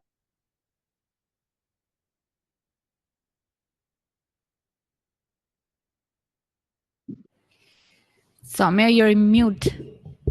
We can't hear you, Saumya. Hello. Can you hear me now? Yes. Okay, great. I just said that we are quite cramped with the schedule today, so we'll have to stick to the format of two poems. Sure. But I Latika, just wanted to, that's why I confirm. So I'm done with the presentation of the two as stipulated. And do let me know. You know, if we don't have time, then we'll go ahead with the others. Yes. Thank you so much. Yes. And I really appreciate each and every one of you who I have listened. I've been with the, since 18th, and I feel that I have learned and grown as a poet, as a writer, as a person in the last couple of days that I've attended, and it's been quite an experience. Thank you, all of you. Thank you. Thank you, Latika. Absolutely wonderful poetry, and thank you for that note of gratitude for witnessing all these My wonderful pleasure. My pleasure. pieces. Our next poet today is Kimberly Gibson. Kimberly has a connection to India. I saw some of her work in the Bombay Literary Magazine, and the editor who had written up that the feature on that piece is someone who was a winner in the Wingward Poetry Competition back in 2017. So that's pretty much, a long connection. But we're very happy to have you here with us, Kimberly. Thank you so much. Zainab, she worked with me to even give me some suggestions and revision, and it was such a beautiful process to be published in the Bombay Literary Magazine. In fact, I'm going to read one of those poems that I'm pretty proud of, but just a little bit about me. I really resonated with something Logan said in the chat earlier this session. which is that it's a shame in the United States that poetry isn't woven better into our education system. And even all the way through high school, I only read dead poets. And it was just stumbling across a collection in the library of Chicanx literature that I read, poems by people who were alive and writing. And ever since then, I've been writing my own. I just needed, I guess, their permission. And the other thing about me is I've had a little bit of an international life. My parents were missionaries, medical missionaries in Thailand. So that's where I lived for the first 14 years of my life. And my recent writing has been somewhat memoiristic, trying to understand what we were doing there and who I am and my past. So I'll go ahead and read the first poem. And in the chat, I've actually just put the link to it in the Bombay Literary Magazine if anyone would like to follow along. This is a sestina, which is a sort of a mind-twisting structure where you take 6 words and use them as your end words and rotate them throughout the stanzas. And I've attempted a narrative. So I'll read, this one is called Object Lesson. Mom had to scrub us down with salt. It started when we played with plants, elephant ear shaped, in a little river where grainy gray stones scratched our heels. A drop of water makes a pearl in the crotch of a leaf. A preacher lived nearby. Mom met with the preacher while we played in the water. The salt of our sweat trickled down in pearls. We worked at snapping the ears off plants, turning them into boats. We scratched our names into the stones with other river stones. We claimed everything, river, bank, grove. We even played preacher, dunked and sprinkled, scratched crosses into clay. Then a grander assault. After mauling the heads of the plants, how many frogs, eyelids like split pearls, could we catch and hurl? We were pearly white girls, ours the world. The river gurgled, the necks of the cut plants dribbled foam. They had a thing to preach, a chemistry worth its martyred salt. Chalky milk itched our skin. We scratched back to the house, couldn't stop scratching our arms and legs. Blood purled in the raked lines of flesh. Our salty mouths wailed. Tears and rivers carved our starched cheeks. The preacher and mom stopped discussing church plants, rushed us to the bath, pulled down our pants. There was no place we had not scratched raw. From the kitchen, the preacher tossed Mom a bag of crystals. Pearly, they glimmered in the showerhead river, our sins screaming in the burn of rock salt. Oh, preacher, does your hand still plant churches? From salt, a muscle scratches out a pearl. We will wash forever. So that was my first poem and my first published sestina. I've been writing since high school, but only this last year have I really seriously started submitting to magazines. And I'm really proud that I've had 37 poems accepted in this last year and 4 essays. So for those who are young, keep writing and keep revising, and there will be a time. I'll read one more poem, and this one's a bit autobiographical as well. I have given it for the anthology that I'm excited to have. So a little background on this: my dad is a physician, so my parents were medical missionaries, and my mom is a nurse anesthetist.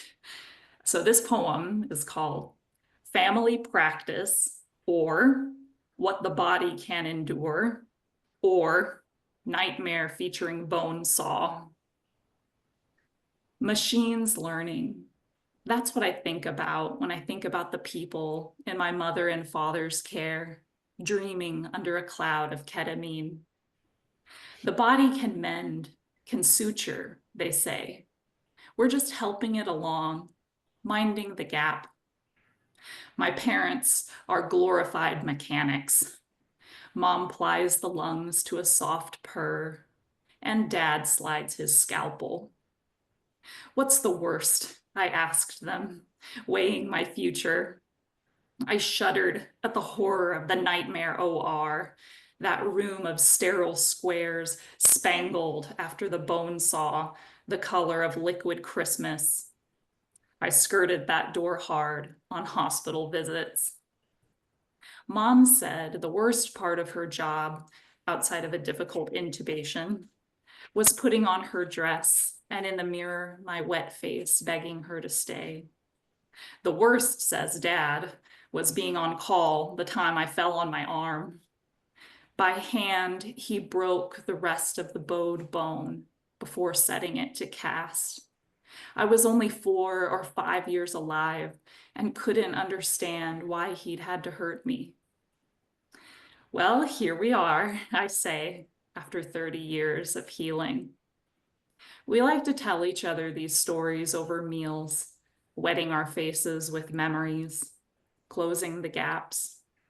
They ask, so I tell them about grading papers, put them to sleep with bloodless work stories, what my cats are up to, dates. Sometimes, too, about the past.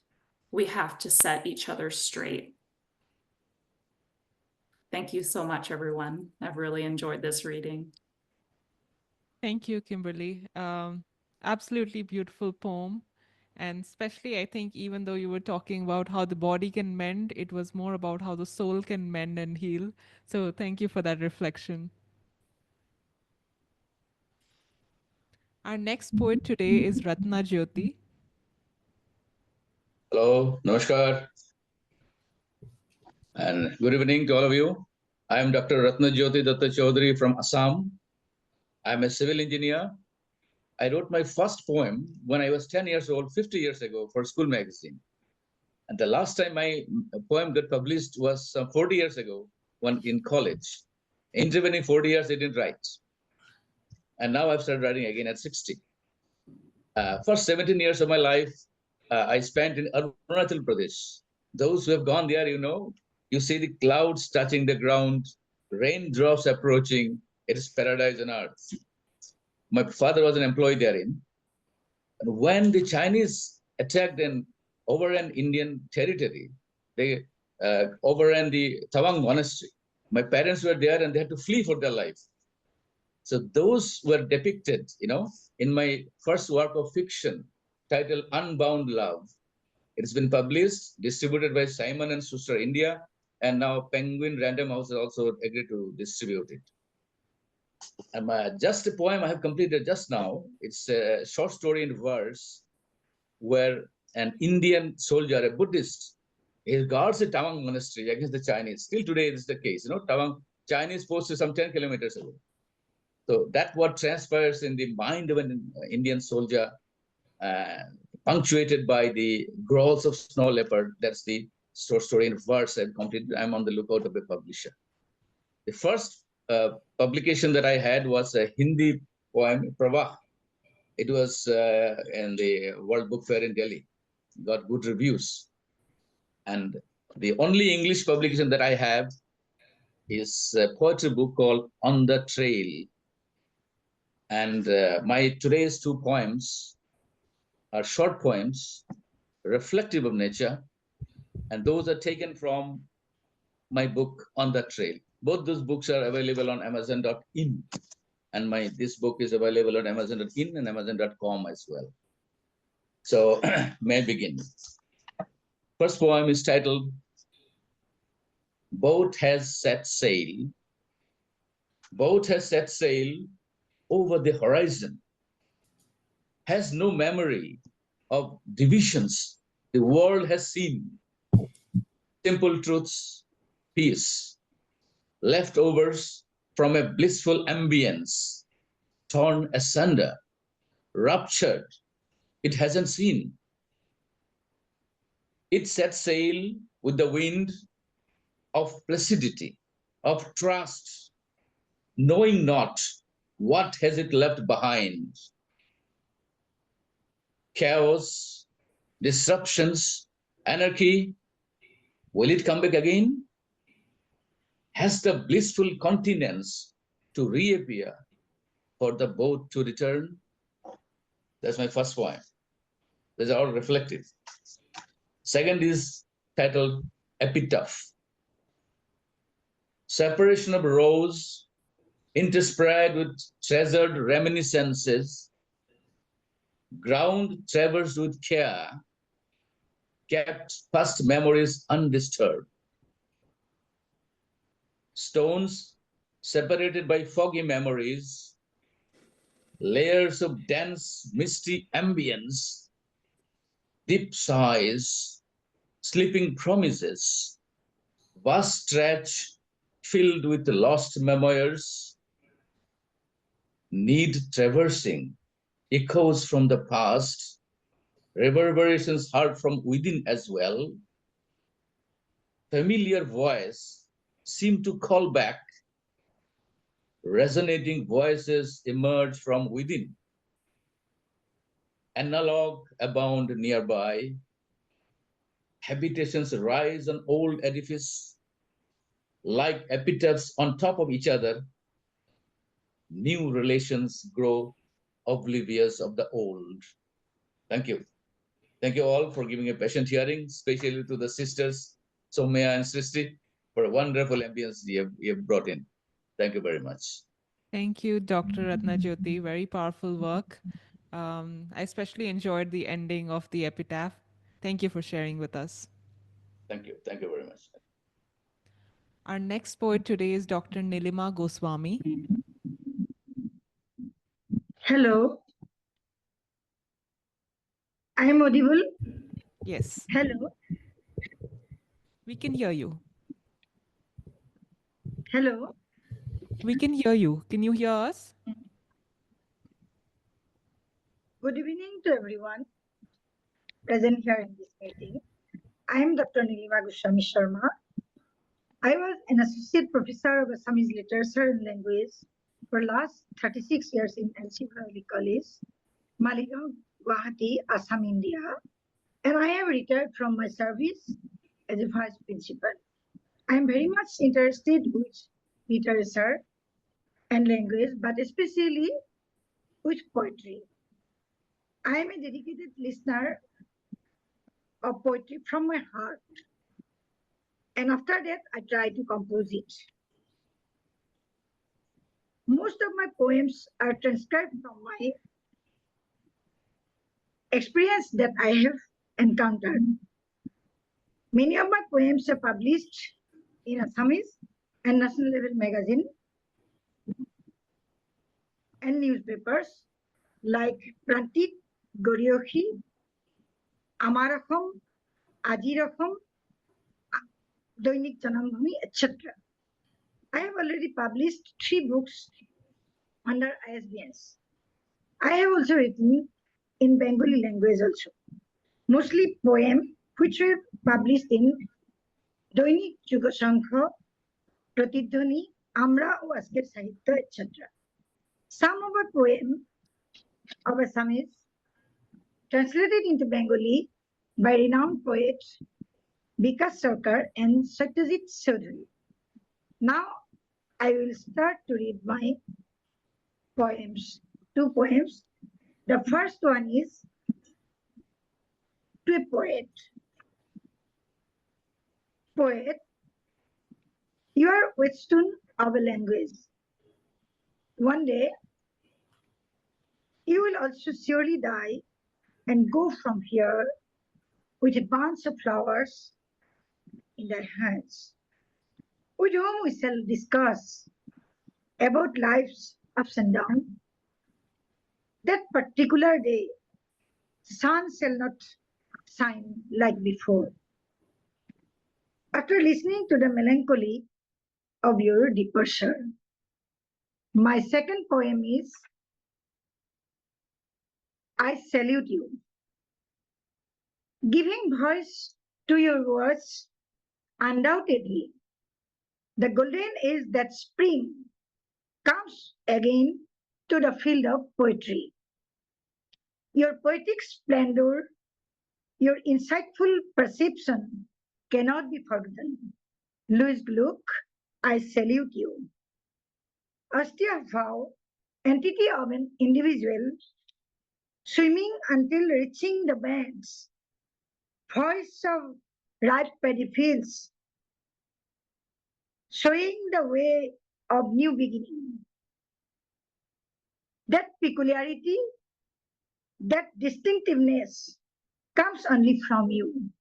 Louis Gluck, I salute you, I salute you, I salute you, salute you. Thanking you so much for giving me an opportunity to showcase my writings. Thank you again. Thank you, Dr. Nilima. That was a very beautiful reading. I'm very happy that you could join us today.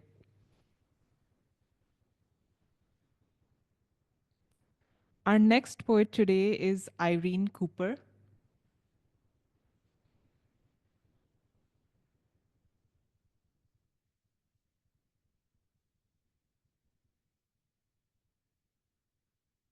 Irene, are you still here with us? I am, but of course I was muted because we've only had Zoom now for a billion years. But I'm so grateful to be here and to be listening to these poems and seeing these poets. And I feel like you know, the invitation, the opportunity to come sort of was unexpected and extremely welcome. And it's been a really wonderful few days listening.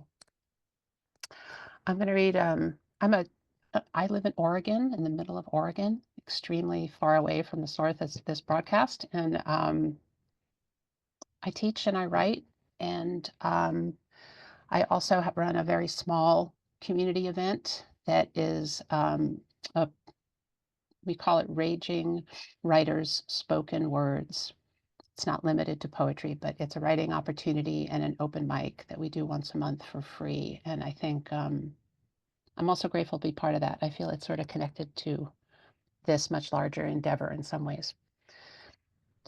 Two poems. First is a form that is borrowed from a South American and Spanish form called the decima. It's called Black Sutures. Black sutures divide the ruddy smudges from the marshmallow plains. High, dry blues sink under the weight of feathered whoop dripping with feed. The kinesiologist says the scar is more than memento, is an active site of rupture and the ensuing violence of heal. As in any landscape, black sutures divide the ruddy flesh as they seam it, throwing up new crust, which may not seem to feel, but which is not dead, is tissue, soft, likely as ever to tear. Lightning bolt or abandonment pierces the brush, torches the trees, smudges the marshmallow stratus. Cinder in our recreational mouths, skin not fit for living. Death distracts the lungs with every breath, but under the smoldering is animation, an impulse to shoot, a movement, a riot of that which needs to break the skin, propel itself into the light. A dam breaks or is disassembled, and that which was kept behind the gate runs. Returns, it is said, the map preserved in the platelets by a generation far downstream from its imprint. To return is choreo of rend and build. High, dry blues sink under the weight of night, returning to itself. Current free and teeming with moon. The body monitors its own violences, takes the measure of feathered whoop dripping with feed, of burst pod, slipped shelf, stripped carcass. Injuries that perpetuate, fill and deflate the coursing blood. Scarred skin denotes the tender sites of rift, of burn, and a busy underneath of must. There's nothing the day does not know about break.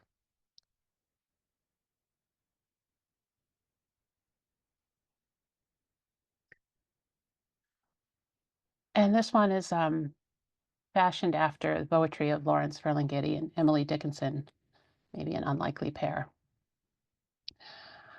I wake up hoping. I wake up hoping no one is sick, that my dream is just a dream and sleep will come again.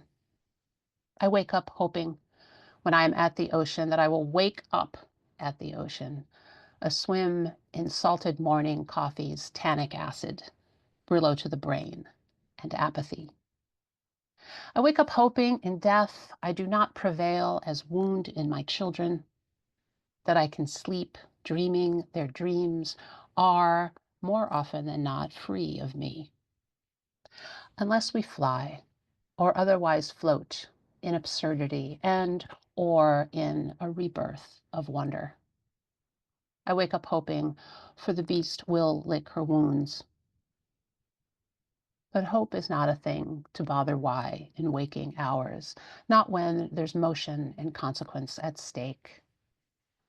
And how will I sleep if hope flies off on downy, disembodied wing to spin, propelling nowhere but through its tube of air, to retire dusty to its drowsy purgatory? Would what's left electric in this body be weak juice, congested chest of frilled and lacy nothings, brideless? I wake up hoping wishes were fishes and I were schooled in the art of perch for my soul to know better than crumb, charge itself on storm, make of extremity of feathered bed. Thank you, Saumya. Thank you, Shristi. Thank you all. Thank you, Irene. Thank you for that, the beautiful poetry that you shared with us today. And I hope to get, a copy of your book as well, because I'm sure like I'd want to go over it again and again. So thank you so much for being here with us today. Our next poet today is Robert Haynes.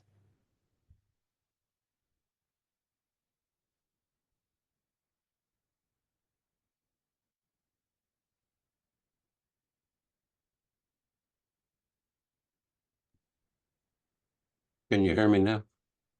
Yes. Okay, good. Thanks.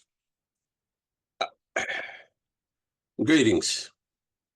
I appreciate this opportunity to share some verses with you. Thank you, Saumya, for thinking of me, and thanks to all for taking time to hear me. I'm R.W. Haynes, and I teach literature at Texas A&M International University in Laredo, Texas. Viva Laredo! Here on the Mexican border, I teach early British literature and Shakespeare, and I usually spend the sunset hour on the banks of the Rio Grande, the Rio Bravo, where I sometimes have to protect my small dogs from larger dogs passing by. My fifth collection of poetry, titled Old Monuments in Moonlight, will come out soon from Finishing Line Press. The previous ones are, I presume, still available through such outlets as Amazon for anyone interested. Let me just mention that even though I'm being introduced accurately as Robert Haynes, there's an American poet named Robert Haynes who was publishing before I ever did. So I call myself R.W. Haynes. So for what that's worth. First poem. This is set in a location in Mexico, in Cuernavaca, where the great conquistador Cortez disassembled a pyramid and made himself a castle out of it. It's called the Palacio de Cortés. The poem is titled On the Balcony of the Palacio de Cortés. Madness stands at one elbow. At the other, various figures in masks take their turns, and all whisper steadily, one after another, syllables whose content one never learns. The maniac is familiar. One keeps a careful eye on him, night and day and night. But who are the others who are standing by, and what are these advisements they recite? I dream the lonely ghost of love is one whose only consolation is to speak of sin, and when that sad companion is done, I hear complacency, madness's mad twin. I listen in patience, fighting back the fear. I'll never hear the voice I want to hear.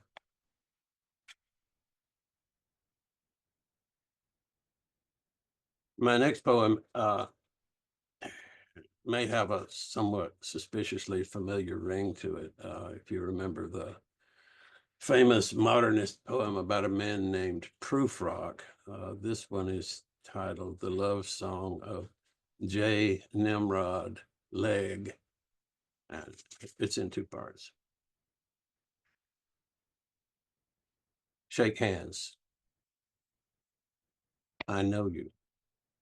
You don't know me.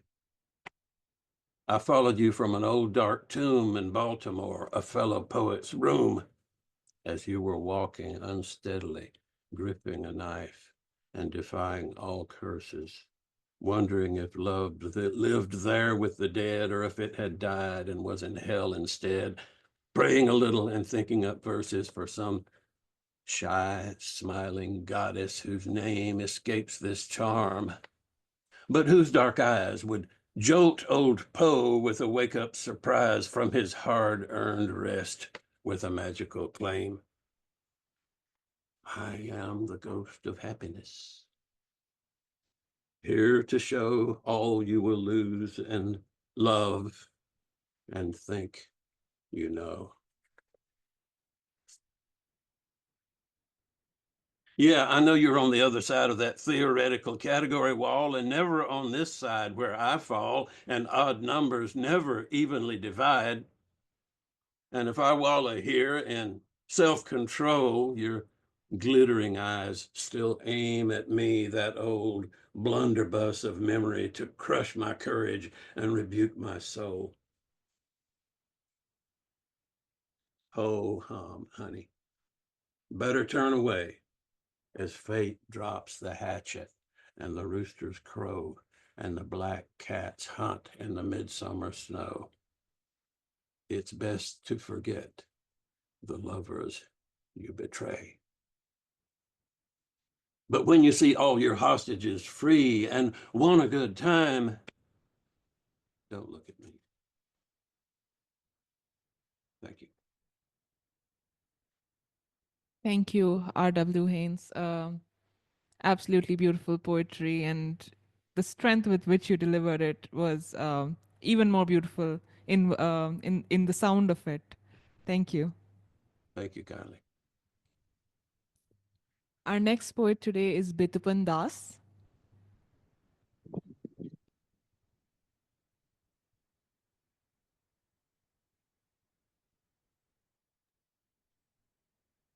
I'll be performing a poem called Guns Are in Uncle Sam's Pocket. The poem is about war, corruption, politics, racism, which is widely practiced in India, religious conflict, humanity, and hope. Guns are in Uncle Sam's pocket. Guns are in Uncle Sam's pocket. The chest of an innocent child is filled with bullets. A white dove is sailing through the sea. Doors are locked, and nobody gives the key. Everything is burning inside. They say there is nothing to hide. The whole system of our nation is in a crash. The whole system of our nation is in a crash. The architect's pocket is filled with cash. The crow says, don't keep your hand on my stack, but their hands are in every kid's pocket. How can I keep singing my revolution revolutionary song. The mockingbird cries with blinded eyes. Still they have the vision.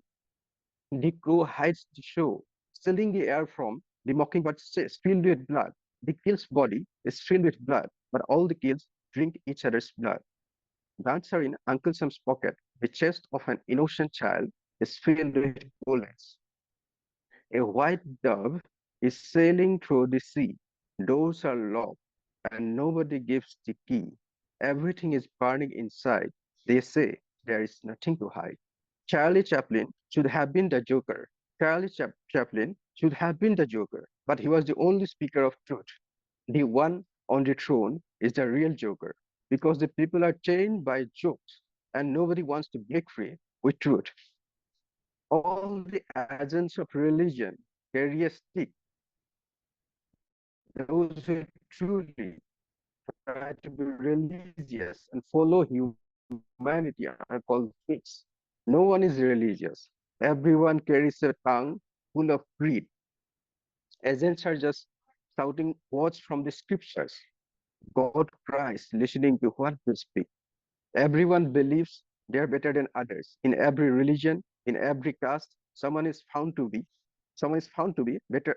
Sorry, someone is found to be below them. But in the end, everyone is food for earthworms. Earthworms. Even earthworms are food for the soil.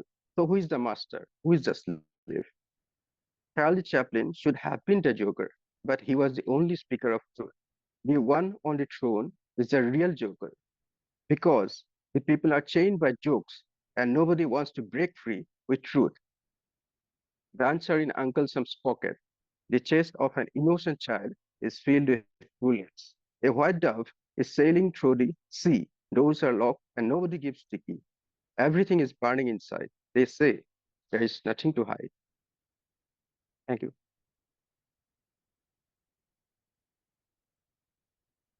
Thank you.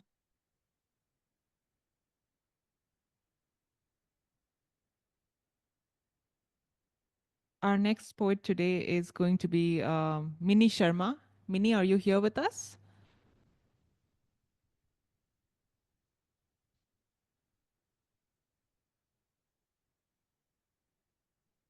Okay, I'm not sure that Minnie has joined us, so we can proceed.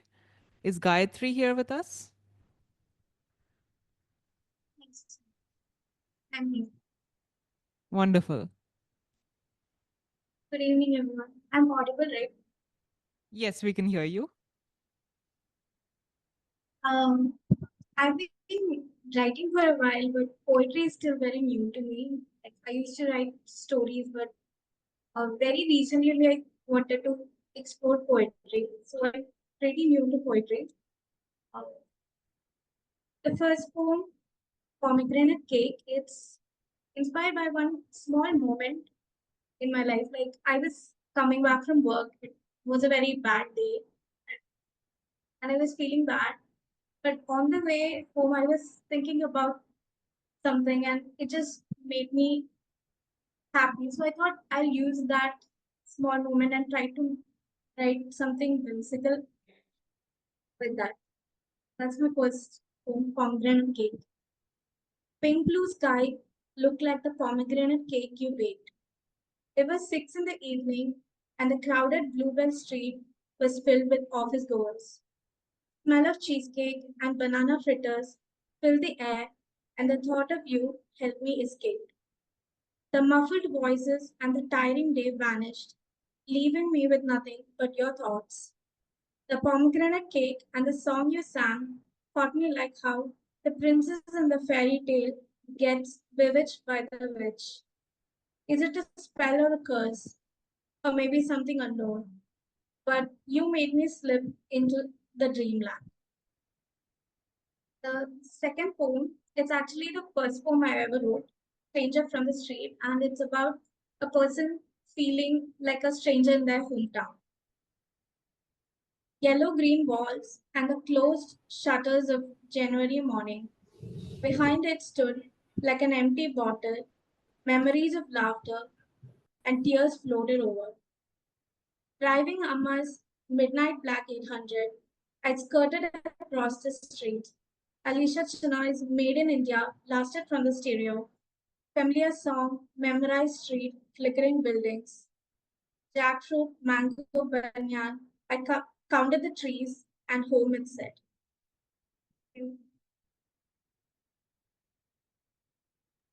Thank you, Gayatri. Thank you for those two beautiful poems. So, before I announce our next poet, I'd just like to say that after the next two poets, Shrishti will be hosting the rest of the event. So the next two poets are Chad and Thangavelu Chinsami, and after that, Shrishti will take over. So let me welcome our next poet to the stage, Chad Norman.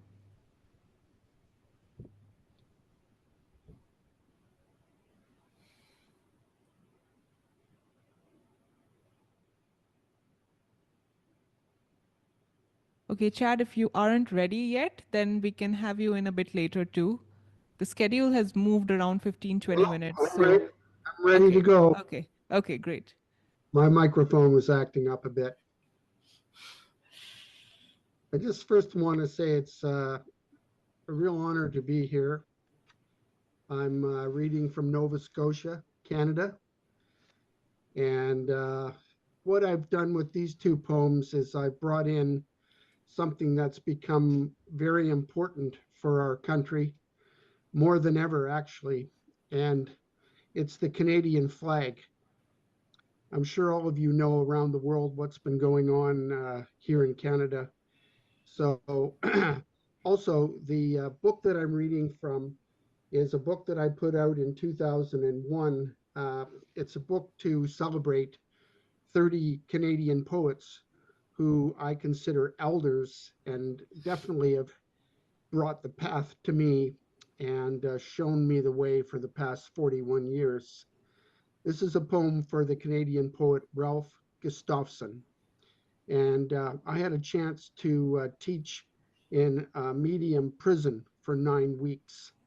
And it was always the flap of the flag that greeted me when I came out from teaching the inmates. Flap of the flag for Ralph Gustafson. Sounds so far remain free of monetary cost. Some would disagree, saying, what about music? I can speak of a gate, what meets and sees me off, those who enter and exit what obviously is a prison. I pay nothing to hear that unforgettable song. Inside the strung wire, a constant hum, lives being used to pay the price for crimes. Like the gate, each ready mouth waits to open or close, letting you in, setting you free. Sound asking to be heard. When the morning offers a horizon of flags, complete and pleasing with wind, it is for the eye. When the snowfall is no longer perfection, the human come and gone, footprints tell no story. A radio plays, no story, no song. A poet is dead. To dictate what's important for the listeners, what is worthy news, who's behind this repeated offense. For a country to grow, it must be told the poet was alive. Go and find out why. How often we come to know the murderer, the liar, the hero, even the clown. We can fill ourselves with the coverage of them all. The poet is still dead. Not a word about the man. Why? No sensational crime, no new tracks in the snow. He did not live in Hollywood. Home was North Hatley, a world within this country, Canada, where the poets can leave if we let them without a sound, without a cost. It has taken the flap of the flag to remind me how temporary freedom is, why he spent his life serving the emptiness of a piece of paper. That's my tribute to Ralph Gustafson. The second poem I'd like to read is from my book, A Matter of Inclusion. And it deals a lot with people's choice to immigrate to Canada. But I thought this would be more kind of relevant, again, to what our flag is going through at the moment. So it's titled Watering the Flag. I heard the plant growing, our recent household purchase, a Dracaena, the plant growing to provide fresh air, oxygen, so I heard. Now resting in the sunlight, down on the floor of our home, of our living room, a room all the plants seem to prefer. I heard the water being drank, almost as if the thirst of our recent purchase can't be sated. The water being sucked up quickly right before my eyes, quickly like rain vanishing at the base of a flagpole where the concrete is broken. Rain recently fallen, now watering the flag.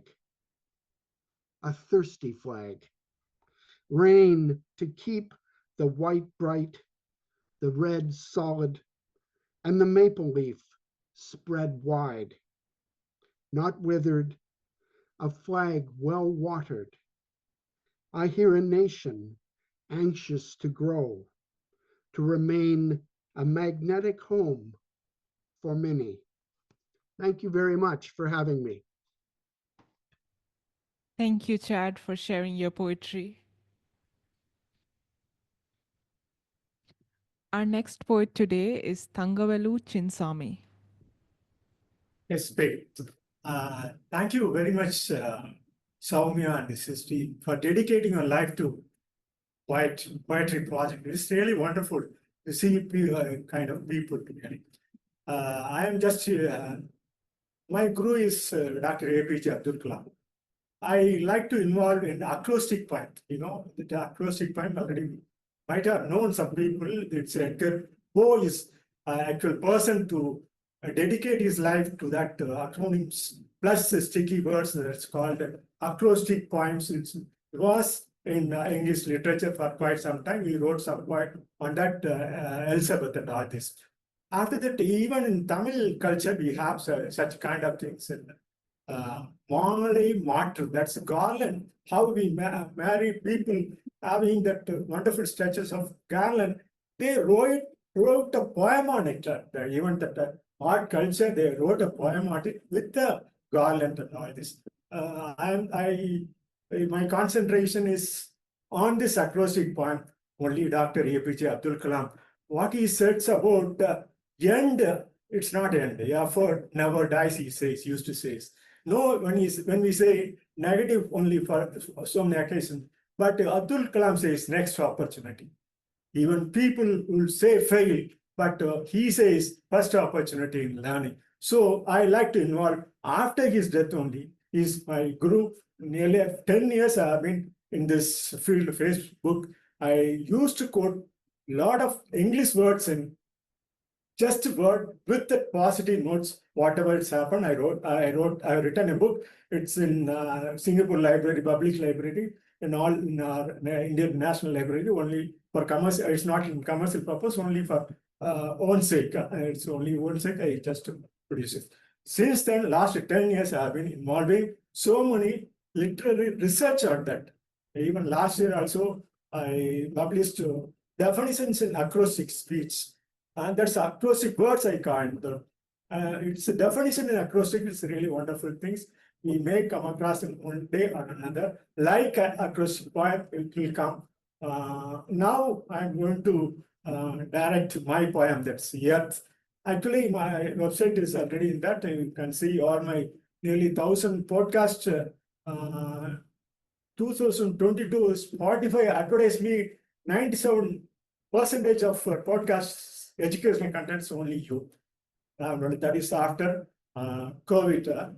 97% of my educational content is in Spotify. Spotify is used to listen only music. Just for introductions, I used to put, I just go to my poem on Earth. That Earth, why I choose Earth in acrostic poem, I take this opportunity to say about the Big Bang to the present circumstances nearly 1,60,000 years ago, how the Earth was, how we were from the Big Bang to this present stage. So just I quote for this competition, particularly for when approach the poetic approach, I just coined this Earth in acrostic poem. E or every letter we can say that acrostic poem is just the letter of Earth in the format E, A, or T, H. Just I coined first word. This acrostic is just the same way Edgar Poe posted in Elizabeth. Every particle of gas and dust are in swirling. Enabling its staticity is in angular momentum. Yet rotation is operating in its circuit. Each content of its initial motion is an array. So it's for E. A array in motion leads to day and night. As per its gravity is in action leads to actual position of our vision is in shapes, seasons, and climate. All that our solar system is in collisional rotation. So next on rotational collision of large part protoplanets form its size. Radiance of light is originated from sun. Real life is based upon where we live. Rightly, the North Pole moves to right side. Time zones are based on lines of longitude. Towards North Pole is in right wave direction. Timelines zone of points are universal time coordinations. The timeline zones of poles are universal time coordinations. That's what we used to have. The movement of magnetic field in Earth is an array of motion and equal holding. And the last on this poem, holding of living members in one end, having linking with water substances is in memory. Hope of living cells in other end, that's the same living cells in other end with detachable happiness around is in the fast forward Gayatri. So just conclude my first point. After my retirement, that's I worked in senior section officer in railway. After my retirement, nearly 6 years, I dedicate my, though I have been involved more than 40 years in parallel with my department work, I work in education. And that parts I just quote this poem in Facebook also. Life at 60, lovable invisible empire in motion, link opportunistics in tissues, lonely place in groups initiative. Let us see each other in cooperation. I say, I include our celebrative in celebration. I have participated along with genetics. I can understand a little bit. I will make it with my presence. Fragments of multiplications of genesis, mostly natural resources of neurons for your supporting muscles, fixing all to make protein environment. That even with pleasant adjustments, even full coating weather conditions, excessive fighter force also with war and peace. Easy access actually activated. Life actor, that's A. Add additional comments and regards. Avidly create and regularity with the basis, although it's enough to move forward an inquiry into effect and causes in all occasions. At D. The food is flying objects of directives, presence of nucleus in tDNA, that's tDNA. Track information is carrying of mRNA, the flow of transfer mode applications. So that's 60 what I used to say with this. In that 60, sense of youthful thoughts in memory, size of energetic appearance at present, service providing the list of youthful action, swearing to regulate sustainable energy efficiency. Intuition of overall historical way, induction of ecological economics balance, introduction to worthwhile contribution, indications of long-term existence, xenial, that is friendly, indicates nerve cells rotations, xenical, that's medical term, enzymes response medication, so that's reality. Being conditional formation, exponent consciences, compassionate of others. T, transfer mode in every moment, travel everything to connect and way forward, territory of each cells, capacity based, thankful for each other to get the balance. While yours entirely above in order, yes, to yield innovative system, you can do it with the pleasant move yourself for you in operations. The third poem is interest, and just I conclude this. This poem, what I used to quote not only in English, that's I quote in Tamil also, the nearly so many poems. Orunodipa, that's 1 minute. Even a day before yesterday, I started with one day. Yesterday I wrote a week. I'm going to write month and years after that. And thank you for giving me an opportunity to, and that too, it's sharing with the lifelong dedicated persons of Saumya and the sisters. Really thankful for the introduction to that acrostic one, just for the acrostic one. Thank you. Thank you. Thank you, Thangavela Chinsami, for sharing your acrostic poetry. We are very grateful to have you here. Now, Shrishti will take over with the rest of the lineup. We don't have too many poets in the lineup, so I hope that we'll stay to watch everyone who has signed up for the World Poetry Project. Hello, everyone. I hope you can hear me. Next up, we have Emmanuel.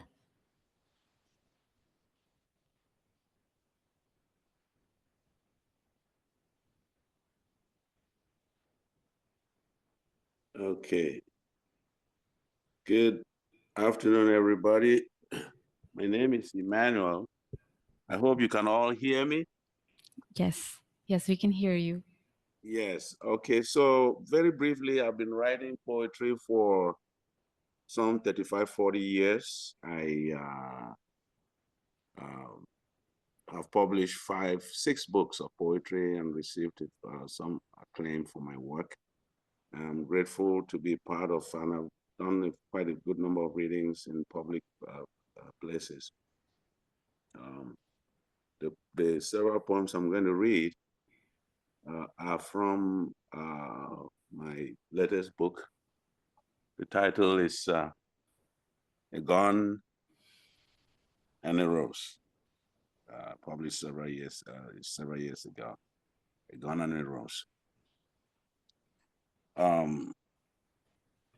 I basically dedicated this book to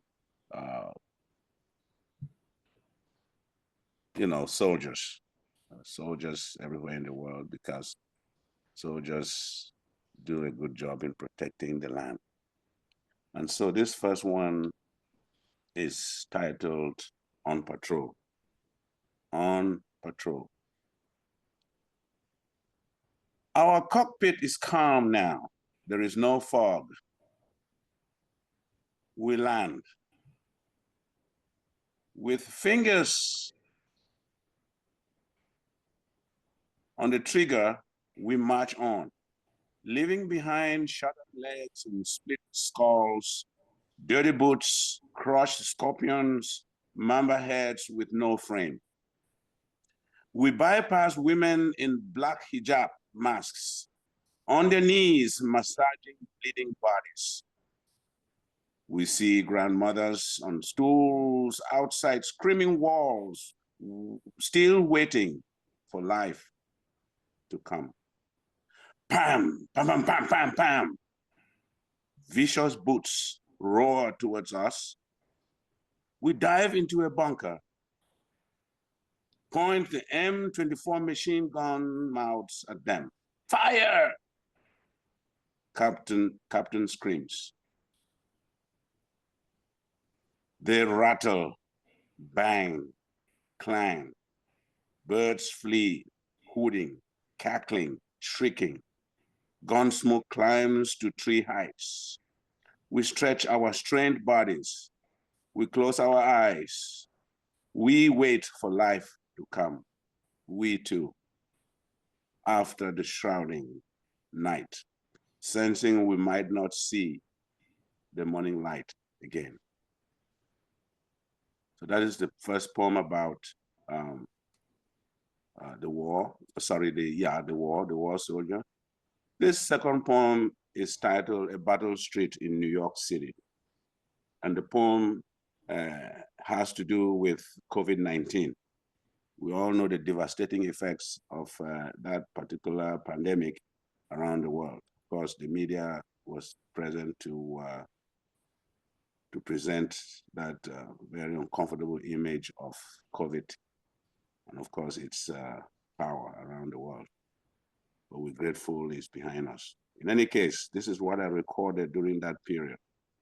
Never before, but now it is true.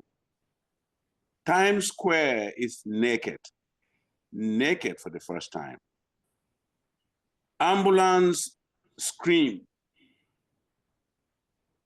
are turning the skies red and blue as uniformed men dump another heap of human flesh in a 50-ton truck. Captain, coronavirus is everywhere. The air can no longer breathe the nectar of spring. Streets are empty in the cities of angels, in the big city, and in Wayne County. People cling to their fortresses as corona wheezes through front yards, living rooms, and backyards, scorching man and thing, uncorking, boiling vaccine bottles, seizing test tubes from the hands of magic men. Every now and then, or even later, a lone biker on a plain street with a small package, a white mask covering his face, goes speeding off to a blind spot, passing by a McDonald's restaurant like it was never there. I think he may buy raw food tonight. Elsewhere in Buffalo, yellow leaves are falling all over the yard, but there is no one to rake them. And that is the poem. If there is a moment, I have maybe one more to share, and then I yield to the next reader. Okay, you can go ahead. Thank you very much. This one is called King of Reggae Speaking in His Grave. King of Reggae Speaking in His Grave. Could this be Bob Marley or somebody else? Let our imaginations travel as I start the poem. As you swing your wild dreadlocks here, tell me who is riding the Zion train in Africa today. You cannot tell by the dried tears on my cheek that I am tired of seeing sturdy black bodies floating on tiny boats by Milan shores. Do my dry tears mean our old pen has not scribbled any words since your chiefs sold my Kemet forests, waterways to oligarchs and Mandarin monarchs for rum droplets? Look at my lips. Look at them. Look again. Tell me whether the red blisters mean that I have been fasting since I loaded a gun and shot your grandmother, your younger brother, your sister, while those chicken skin men mined your lands extracting gold and diamonds. When will you come back here to tell me that the sirens have ceased, that the xylophones still play in the neighborhood, that grandma's bare feet still tap the earth in that rhythmic palace dance with our king watching, smiling, the palm wine jar simmering at his feet? When will you join me? When will you join me and the maddening crowd to cheer grandma? Thank you very much. Thank you so much, Emmanuel, for sharing those 3 poems. They were very diverse, but on heavy subjects. It was really wonderful listening to your reading. Thank you. You're welcome. Thank you. Next up, we have Baleshwar Tela.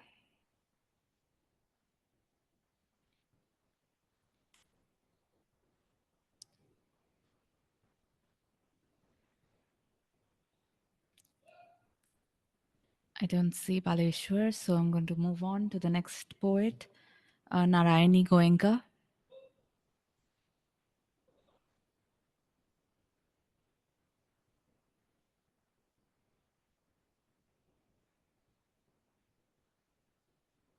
Okay.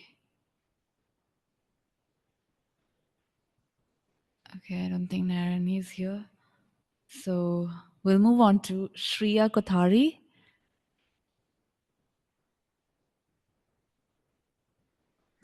Hi, hello. Hi, Shriya.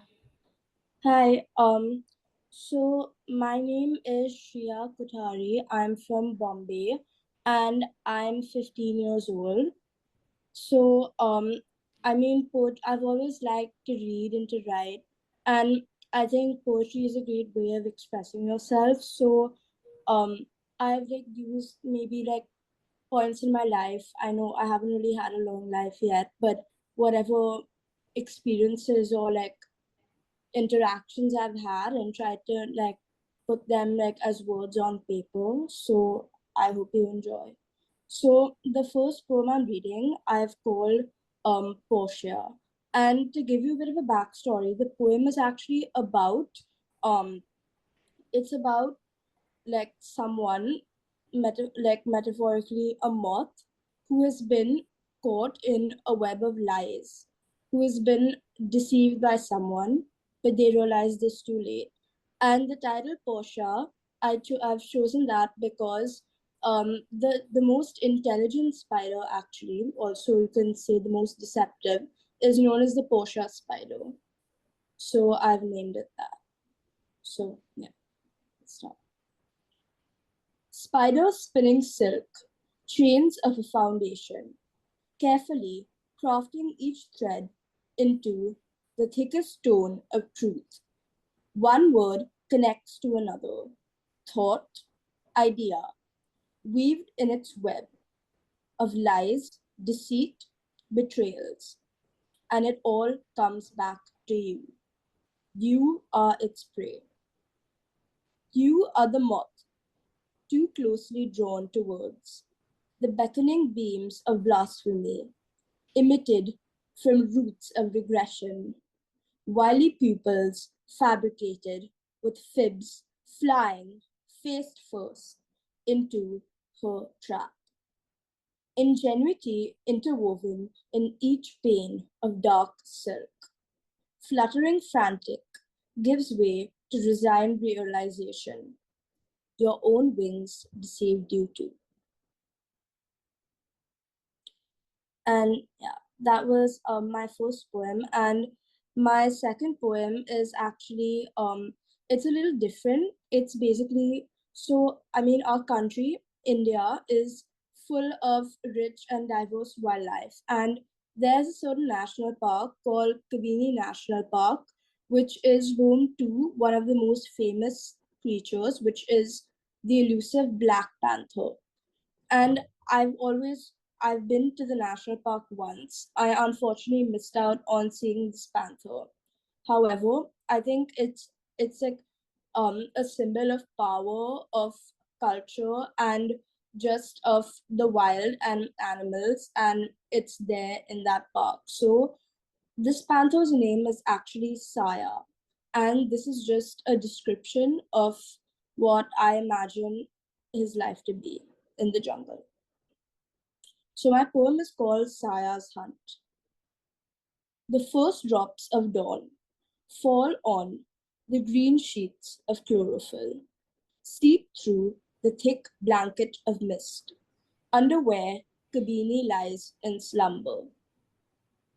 All but one, the elusive streak of night, king of Kabini, slinking in the shadows, where he comes to life. Sturdy paws grip the rough tree bark, muscles of melanin wrapped tightly round the tendrils. Terrorizer of treetops, as he is known amongst the jungle, but when the gleaming crescent reflects in those yellow pools of darkness, it penetrates the fickle soul within. The jungle lies eerie in all its desolate corners, deer disapparating during dusk. For in the soliloquial silence, the panther raises its head towards the moon and bellows. And those are both of my poems. Thank you so much, Saumya Auntie and Shriya Auntie, for giving me this opportunity. So happy I could come and recite them both. Thank you, Shriya. Being such a young poet, I can see how your imagination is vivid and you write beautifully. So I know that in the coming years, you're going to be published in many magazines and books. Thank you so much for reading here today. Thank you. Next up, we have Harshit.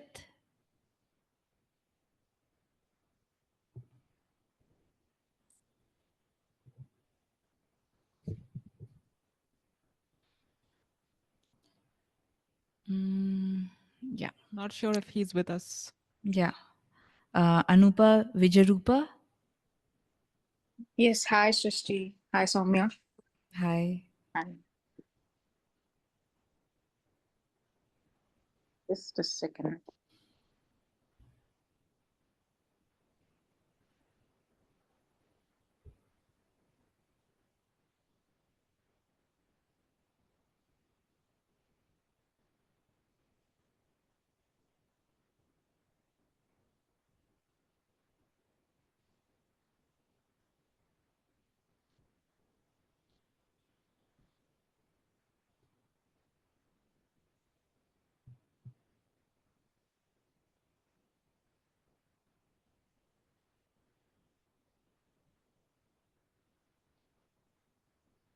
Do you want me to put you next if you're not ready?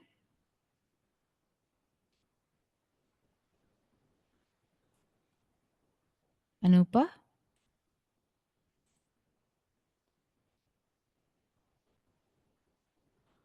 We just lost her. Okay. So we're going to have her when she comes back. Next up is Rupinder. Rupinder Kaur.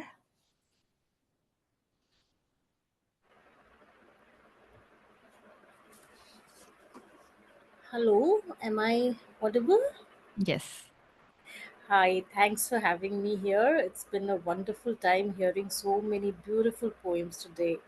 So it's just made the evening so beautiful. So I'll just start with my poem before I give you a little more about myself. So I'll start up with most of my poems are about nature and a few on some of the other things that we face in life, but nature is my first love. So I'll start off with Mirror Me.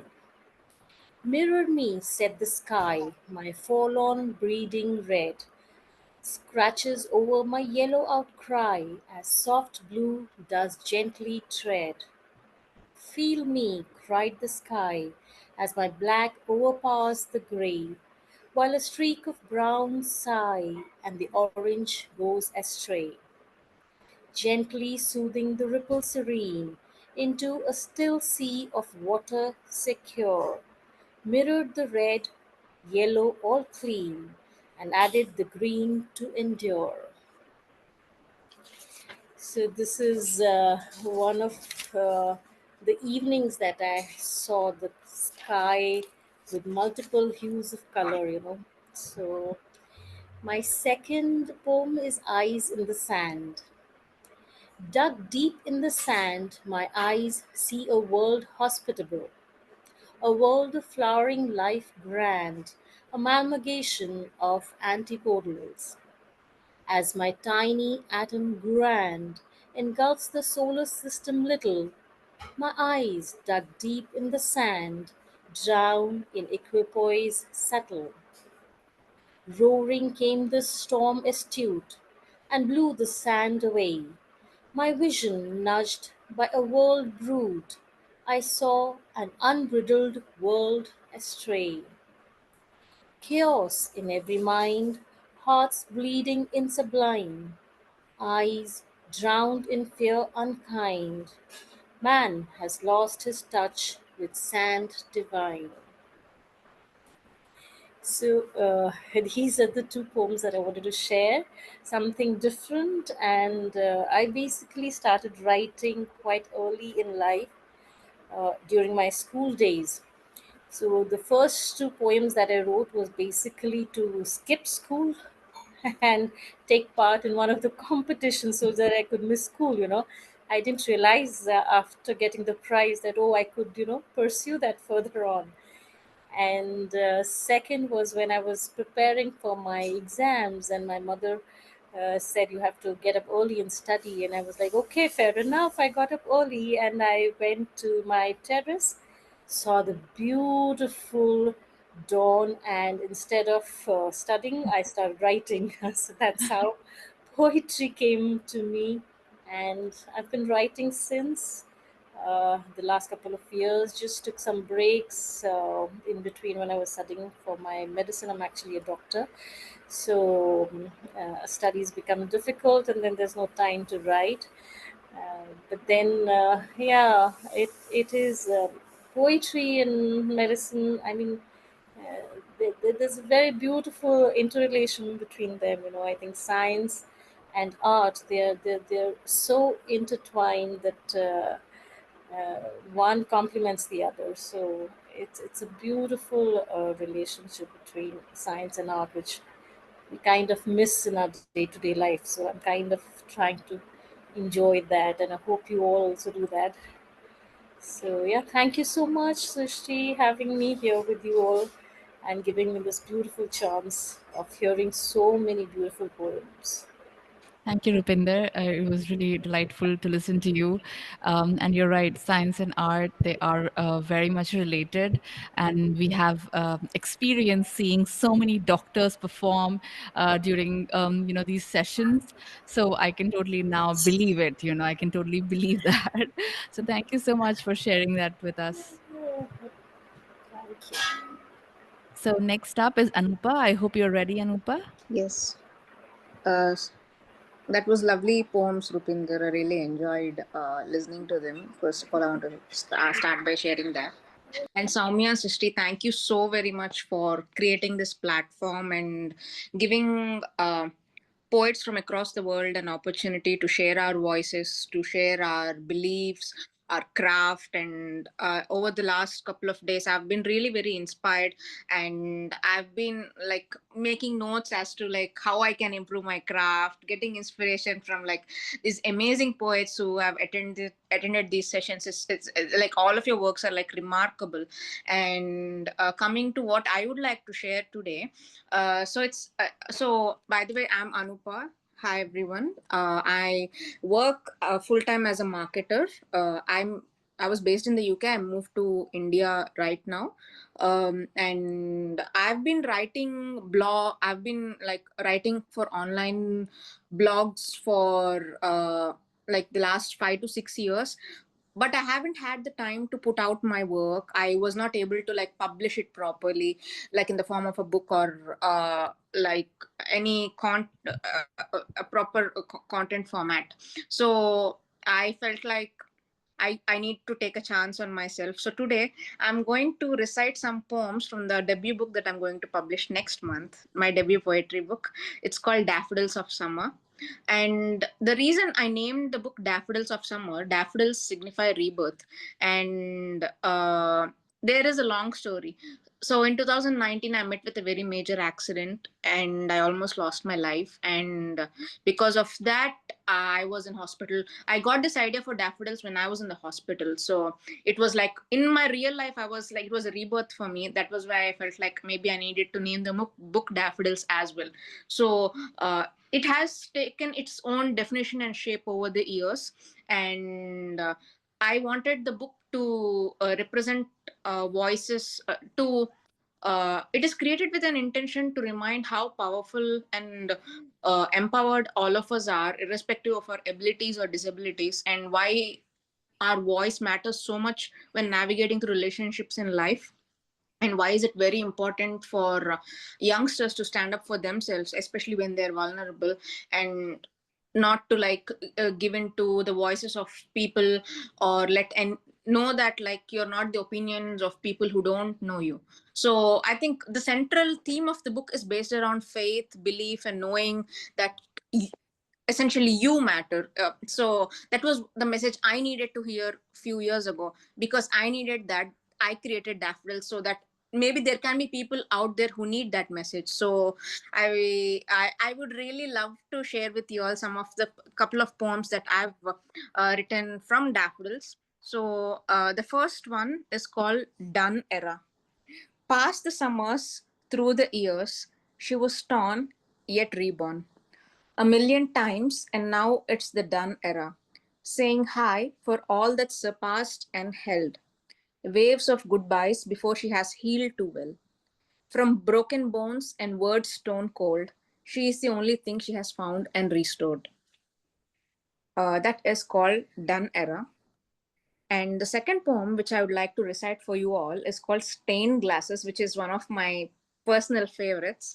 The reason I say it's a personal favorite is because the idea, when I was getting the idea for Stained Glasses, I was in the UK back then, and one of my friends from the accommodation shared one of his paintings. So this poem is about the time where this is about a painting where Romeo gets to see Juliet for the first time.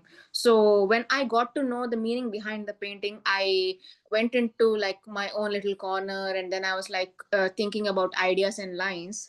So I'm going to recite that for you all now. It goes like this. These windows spelled hope, stained glasses in pink and green, timeless like some stories from Rome. Can we capture this scene exquisitely before it's free? Before I remember the saga of how it's infused with poetry. Maybe it was treacherous, or maybe it was a glide. Oh, it was beaming poetry. Can we only keep this as a piece from time? So that is Stained Glasses. And I would like to, if it's okay, I would like to share like a very like small poem. It's like 3 to 4 lines, Saumya. Or Yeah, sure. Go ahead. This one is called New Winter Heart. It goes like this. Can you hold space for my pain, even if it's not like the love you see every day? Without any grand gestures or like the lines written in the tales, a love that's supposed to mend and make me feel safe. So I'm swapping a new winter heart this time around. But how can you say you love me when you aren't even on the same page? Bravo, that was really good. Yeah. Thank you so much, Anupa, for sharing. Also your experiences. It's good to know how different poems came to you at different times, Yeah. and that you were inspired by a painting. That was Yes. really cool. Thank you so much for sharing that. Thank you so much, Srishti and Saumya. Thank you all. Like your work is amazing. This event is like really marvelous. I look forward to seeing these recordings again. Thank you all. Absolutely. Bye. Bye. Do we have Dr. Neha Singh?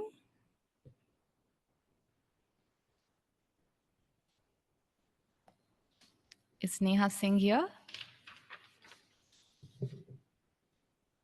Okay, we just have a couple of more poets. We are coming to an end very soon. Janvi Do we have Janvi?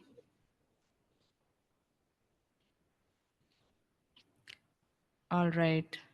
We don't have Janvi. So we'll go with Satya Priya.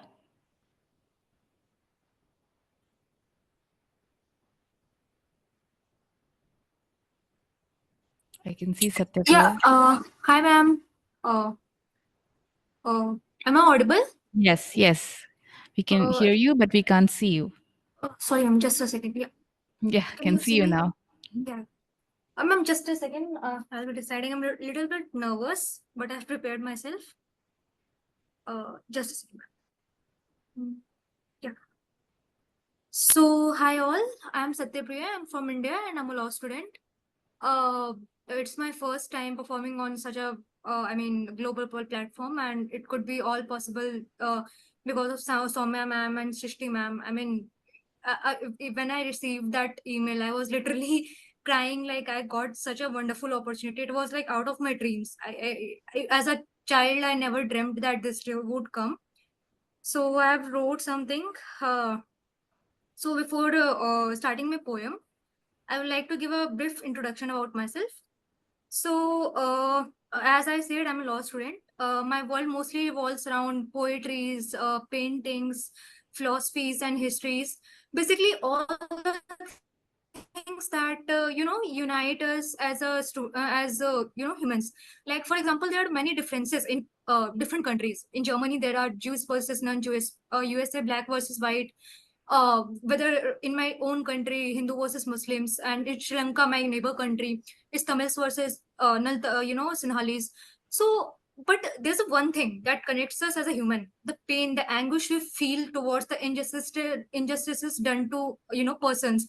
I mean, whether it's Jewish people, black people, Hindu or Muslim people that are killed on the basis of religions. And that's what inspired me to write. I mean, that's what gave me the power to write, to do something for the society so that we can have a better generation tomorrow. So, with that being said, without any further ado, I will like to start my poem. So, my first poem goes like this. I hope you will like it. So, yeah. So the title is Sauntering Emaciated Olympus. When nations fights, nothing else but humanity dies. In the hues of feebles, the legislators sighs, where in the name of authority, every morality, every ounce of mankind defies.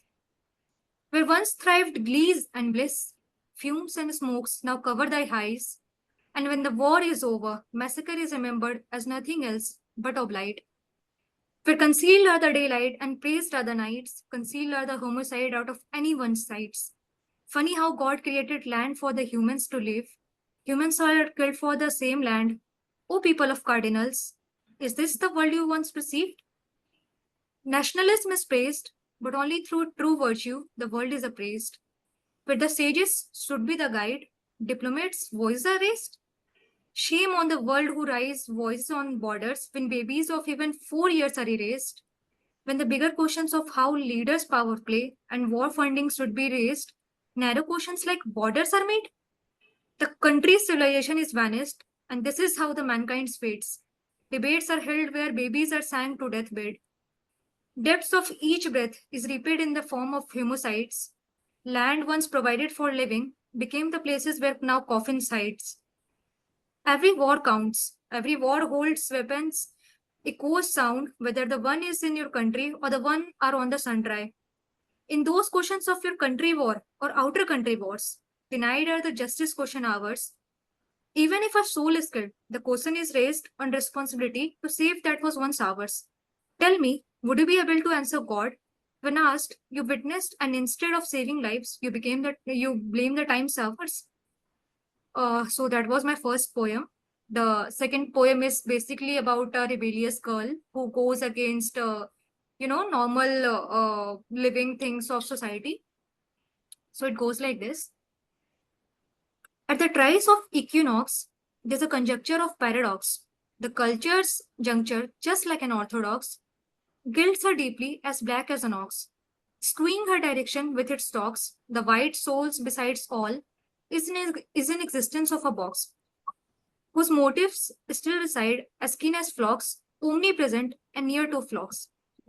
Scrambling paramounts for the Dyson walks, she makes juxtaposing brew, and the culture extremely apprised her as shrew. For she goes against their contemporary views, she has her own mind as its melancholic and precocious crew. In the juxtaposed gamble of external, the thoughts initiated its inward shew. Since being puerile, she had no bounties, so for now at society she few. Is it the mistakes of obliged, or she was humanity's thew, under which she finds her splendid lieu, oh, every time as crystalline as dew. The culture acknowledged her as an iconoclast, every rock inside her running fast, throwing themselves out as transverse waves, from volcano burst, oh such vast.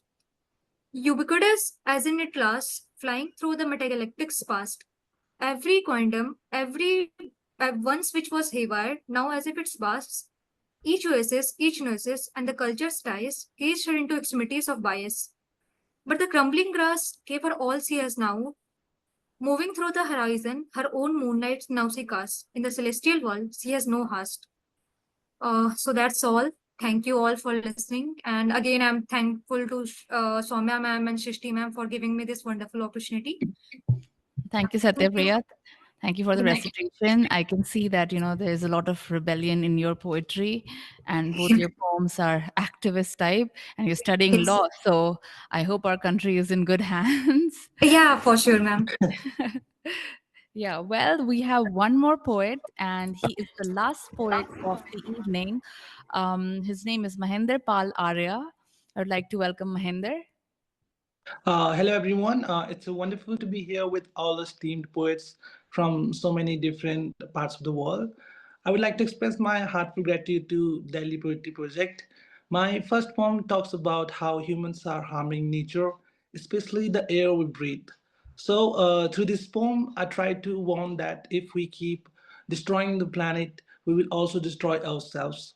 And in this process, we see that I also use the mythical river, Lethe, the Greek mythological river, the Lethe River, also known as the river of forgetfulness. So I will start my first poem.